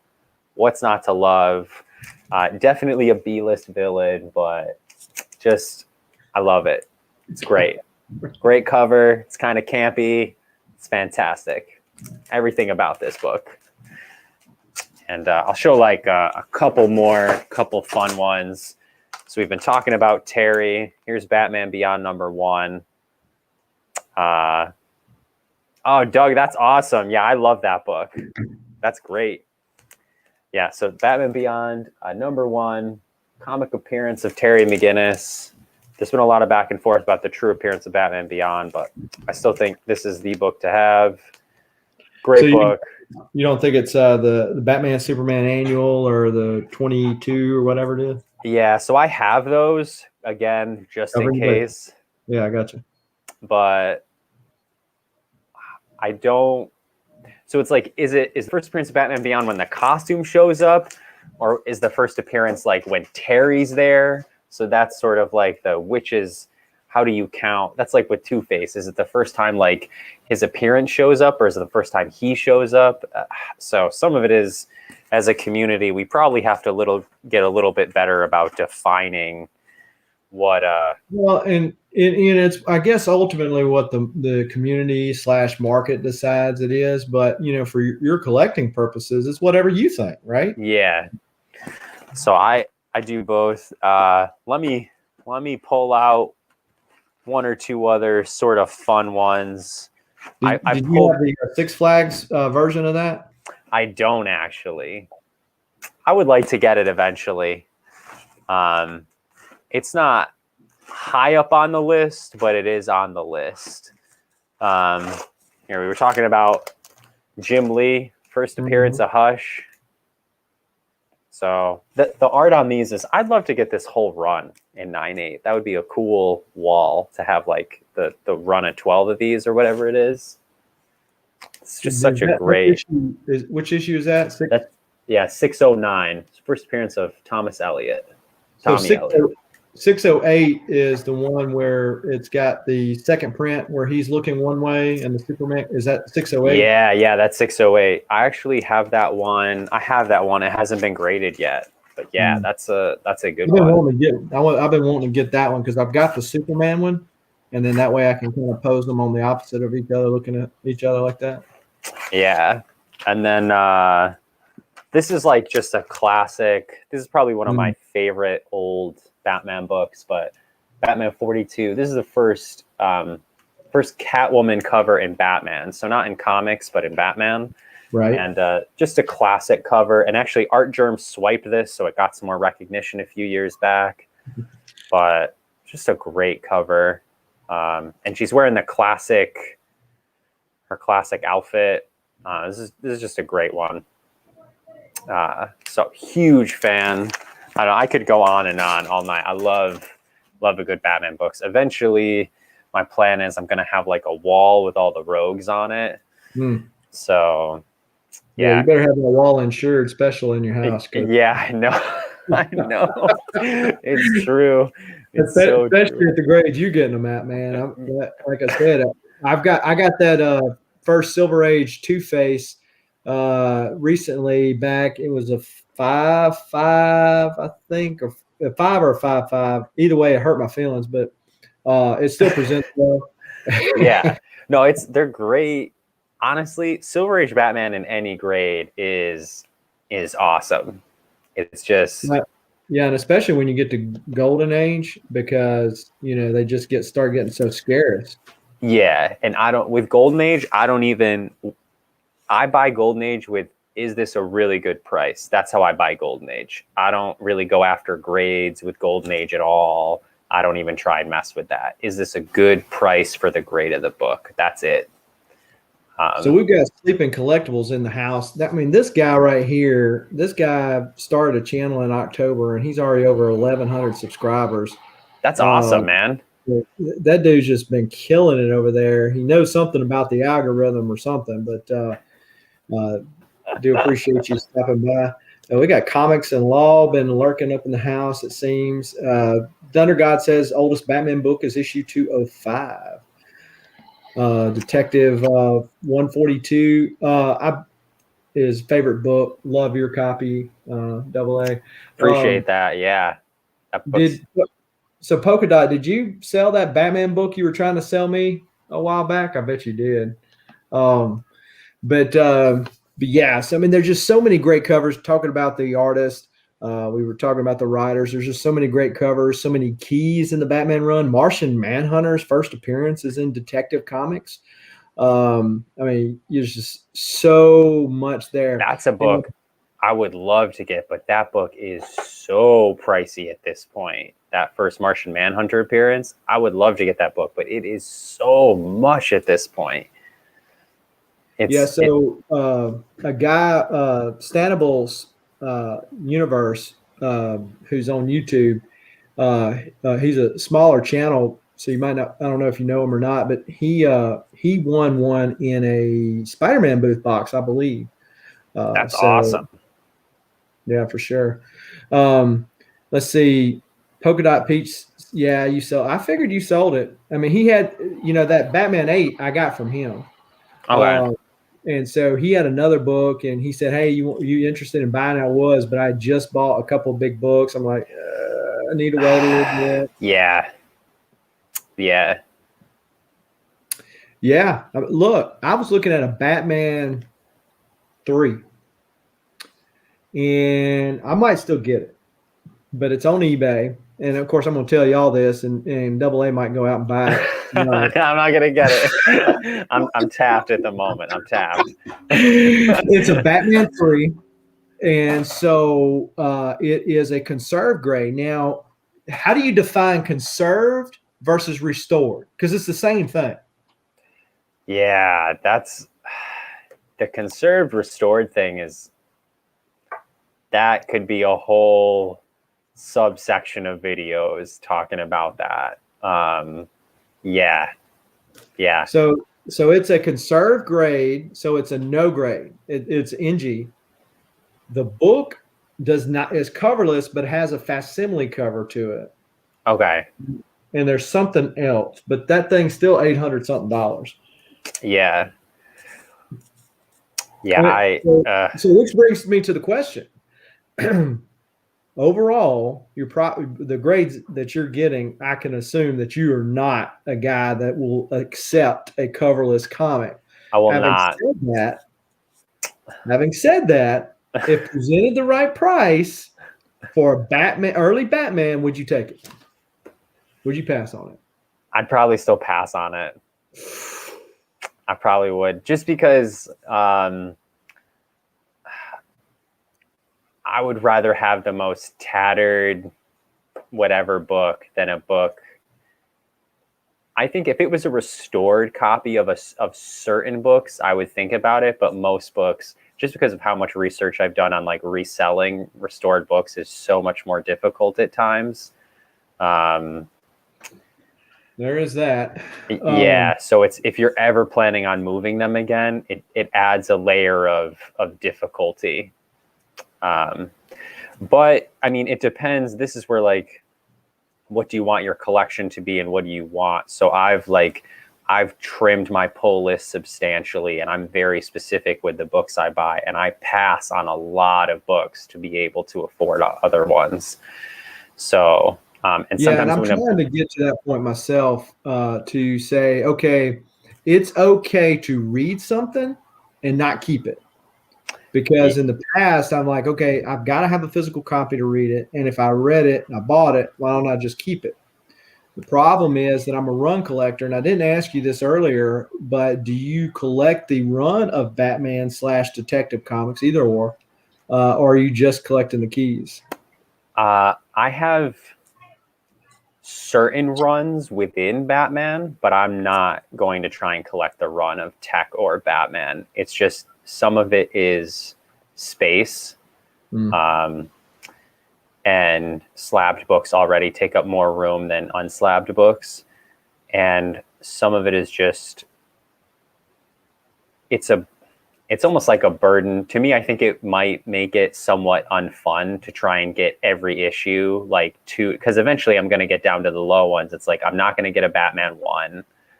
And then even some of the single issues are pretty nuts. I'd rather just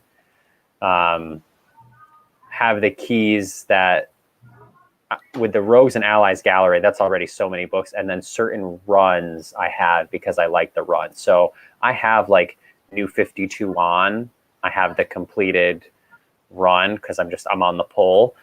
But I don't think at this point, I don't have any plans to get the completed run. I have like 1 through 18 of Mr. Miracle, the Kirby run. And I have there's a few other shorter series where I have the runs, but most things I don't. Yeah, I've tried to be more focused in my collecting.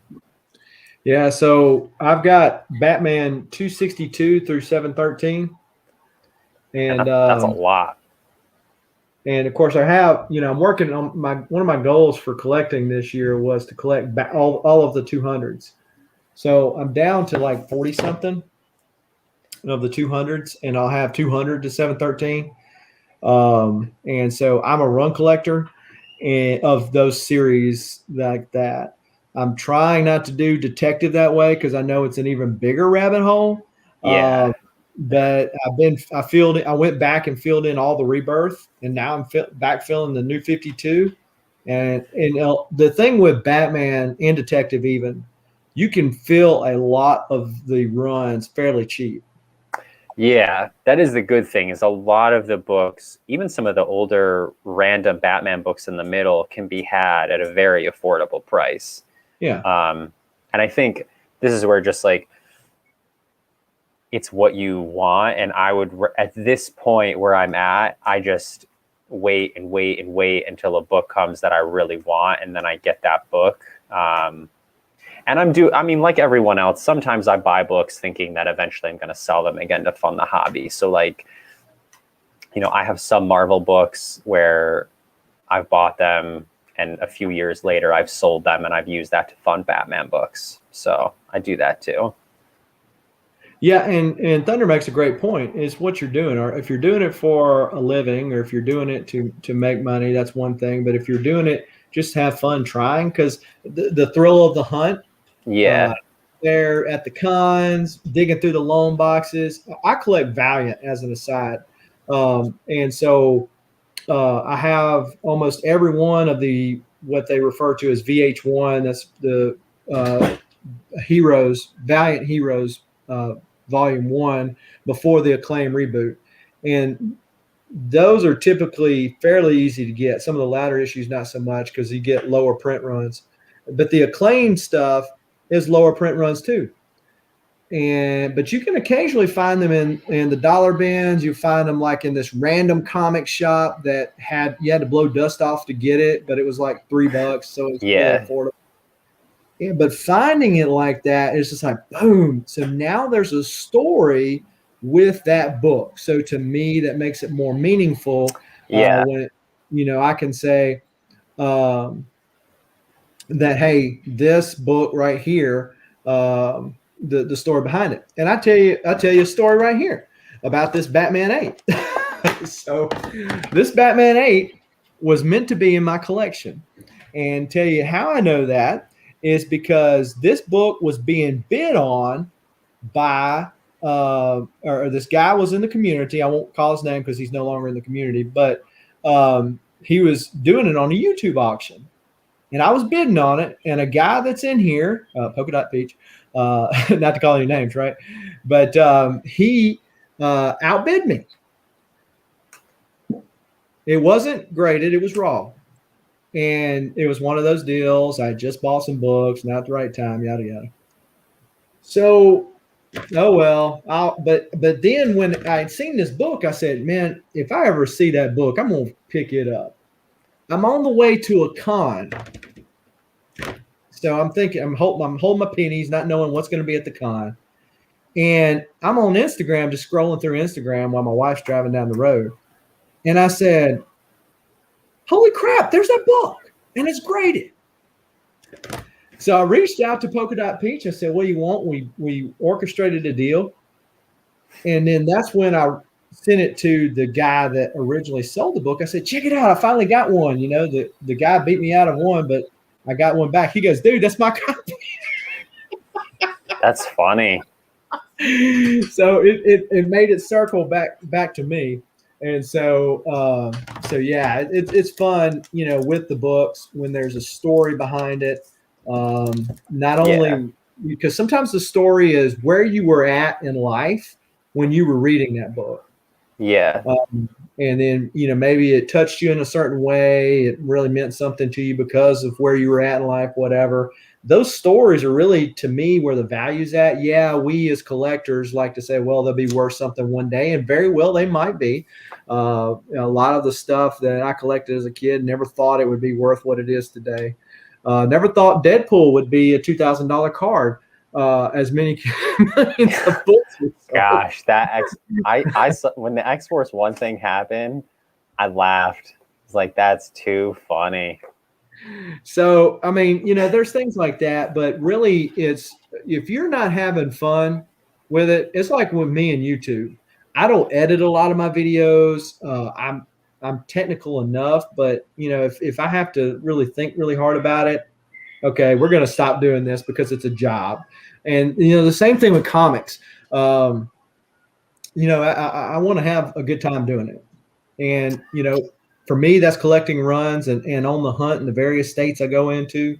For others, it's collecting the keys, you know, and that's just like key collecting.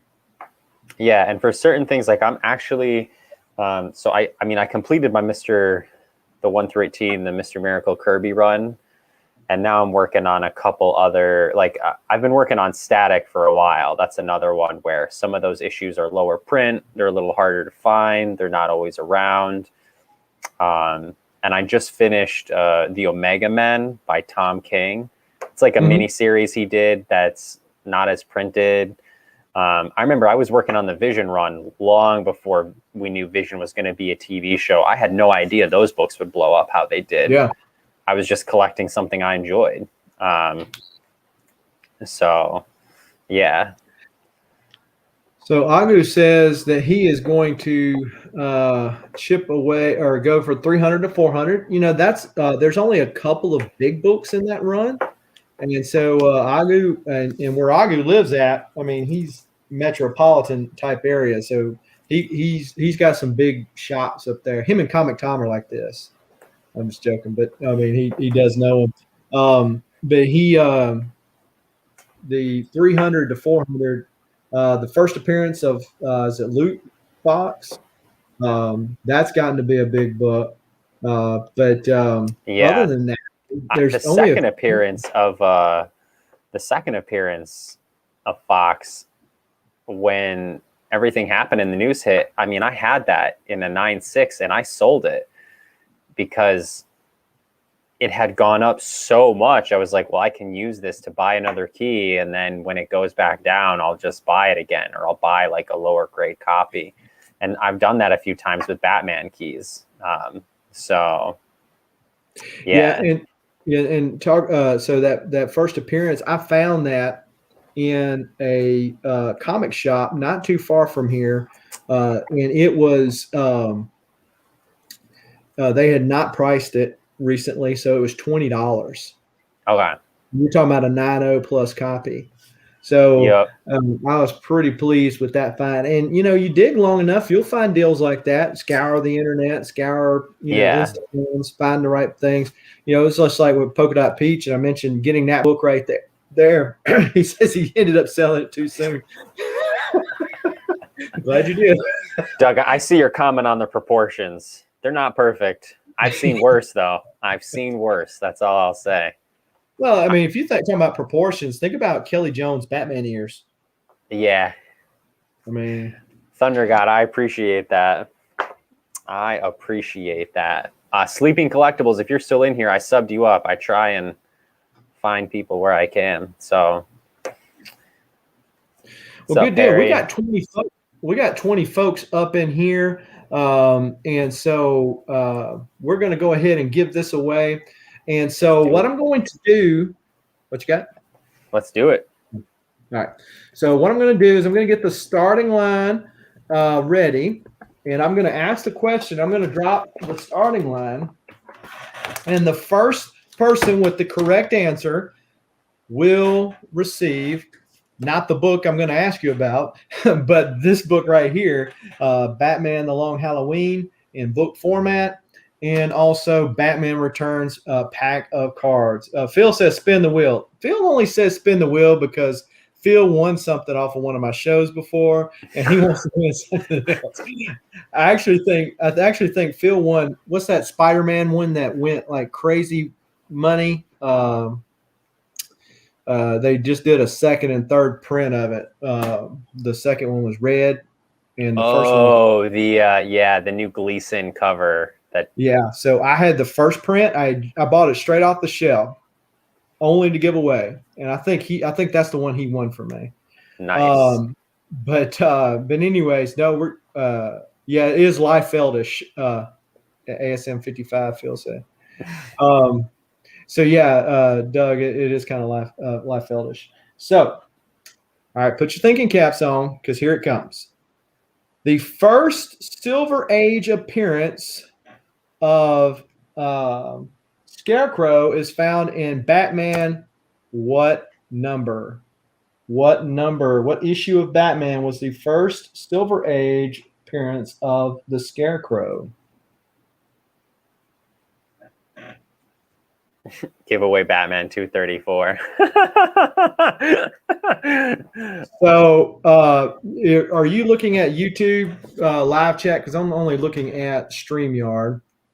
So I have both. It looks like Polka Dot Peach is the one who got it on YouTube. Okay, because that's what it's looking like right here too. And so the correct answer is Batman 189, right here.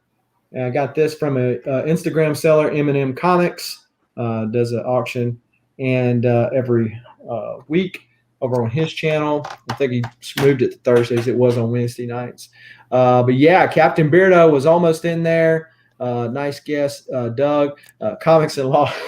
Batman 234. Yeah, we can all hope. Hey, look, when a guy gives away an X-Men 4, there's no telling what he's going to give away. Okay, he's just Joker like crazy.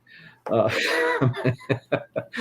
Polka Dot Peach, reach out to me on Instagram with your address, sir, and I will mail this out. Full disclosure, I figured you had that book. Full disclosure, with the roads the way they are, this will take a while to get to you because I have a whole bunch of a stack of comics over here to get mailed off. And unfortunately, with the post office being closed, they haven't been mailed off. People have bought stuff from me. And so it will get out to you as soon as I can find, sir. So congratulations there.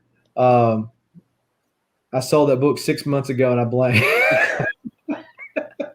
Don't! That's like, you think about it, like if you look at Jeopardy or anything like that, people go, oh, man, that's so easy. That's so easy. But, yeah, you're not the one on the hot seat. It's like people saying, oh, well, if I was that quarterback, why'd he throw that interception? Or what? Well, you're not the guy that's staring down 300-pound behemoths that want to take your head off, okay? It's a little tougher to think under pressure. And so I understand what you mean by that. Tim Sale's Batman, I think, is great, especially in that storyline. Yeah, that run is that's definitely one of the great runs. Yeah. So we're coming towards the end of the show. We're almost 2 hours in, so I do appreciate those of you. We got up to 20 people at one point in stream. Do appreciate those of you that have came and hung out with us rather on a Wednesday evening. And watch this, or if you catch this on the rewind, I appreciate you watching this as well. Be sure to smash that like button and hit the subscribe button and the bell notification so when videos like this drop ever so randomly, you will know it and can make the conscious decision as to whether or not to watch it now or later. As long as you watch it, we appreciate you. If you are a fan of the X-Men, crossing the divisional lines from DC to over to Marvel, if you're a fan of X-Men, tomorrow night I'm going to have John from John's Comics with Kids on, and we are going to be discussing some X-Men. Nice. And, I give away books. So last time I gave away the second appearance of Polaris, that classic Jim Steranko green cover. I gave away a copy of that last time. So there's no telling what I'm going to give away. Polka dot peach. Yeah, I certainly hope not. Yeah. The Thunder says, wait a minute, I love Kelly Jones bunny ears. Stealing books. No, now, see, I was really just buttering you up. I was really hoping you'd win so I could butter you up to get those other Batman that you don't need in your collection anymore, Polka Dot. Exactly. Send me 234. There you go again. There you go again. And also sub up the other folks in the chat. There's a lot of people with a lot of great content. I know it's really hard sometimes to get around to watching it all, but you can certainly catch it on the randomness. And I know Double A, he's got stuff going on Instagram and YouTube all the time. So if you want to give your channel or anything that you're going to be doing in the near future, why don't you go ahead and do that now? For sure. So between IG and YouTube soon, I'm not sure when I'm going to announce another giveaway. It's been a little while since I've done one. I normally like to pick a random number, and when we get to that number, I do a giveaway. So I'm just waiting for a couple books to come back, but that's something I'm going to do. And then I might run one over on Instagram soon as well. We just crossed 1,500 followers, so I may do something over there as well. But I've got more unboxings coming. So plenty of CGC. We're going to start doing some more conversations about topics in the community on the YouTube channel, things of interest. I'm going to start to bring some people on, like Southern graciously brought me on here tonight. And yeah, we're just going to keep going. So that's it. When I pass the 1,000 subscriber mark on my YouTube channel, I'm going to give away something crazy. So you're going to want to keep your eyes peeled for that. And that's all I'll say for now.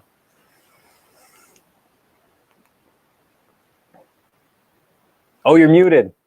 There we go. Thank you. So talking about giveaways, I just gave away this beauty over on Instagram this week because I crossed over the 2,000 threshold on followers. So thank you for those of you who are subbed up. But this is Mike Mayhew Beauty, G.I. Joe 275, signed and with the COA. So I gave that away earlier this week. I'm also giving away this bad boy, Marvel Omnibus of Guardians of the Galaxy. You got some Alex Ross goodness as well as some Jim Starlin greatness on the back and all throughout these pages right here when we hit 900 subscribers.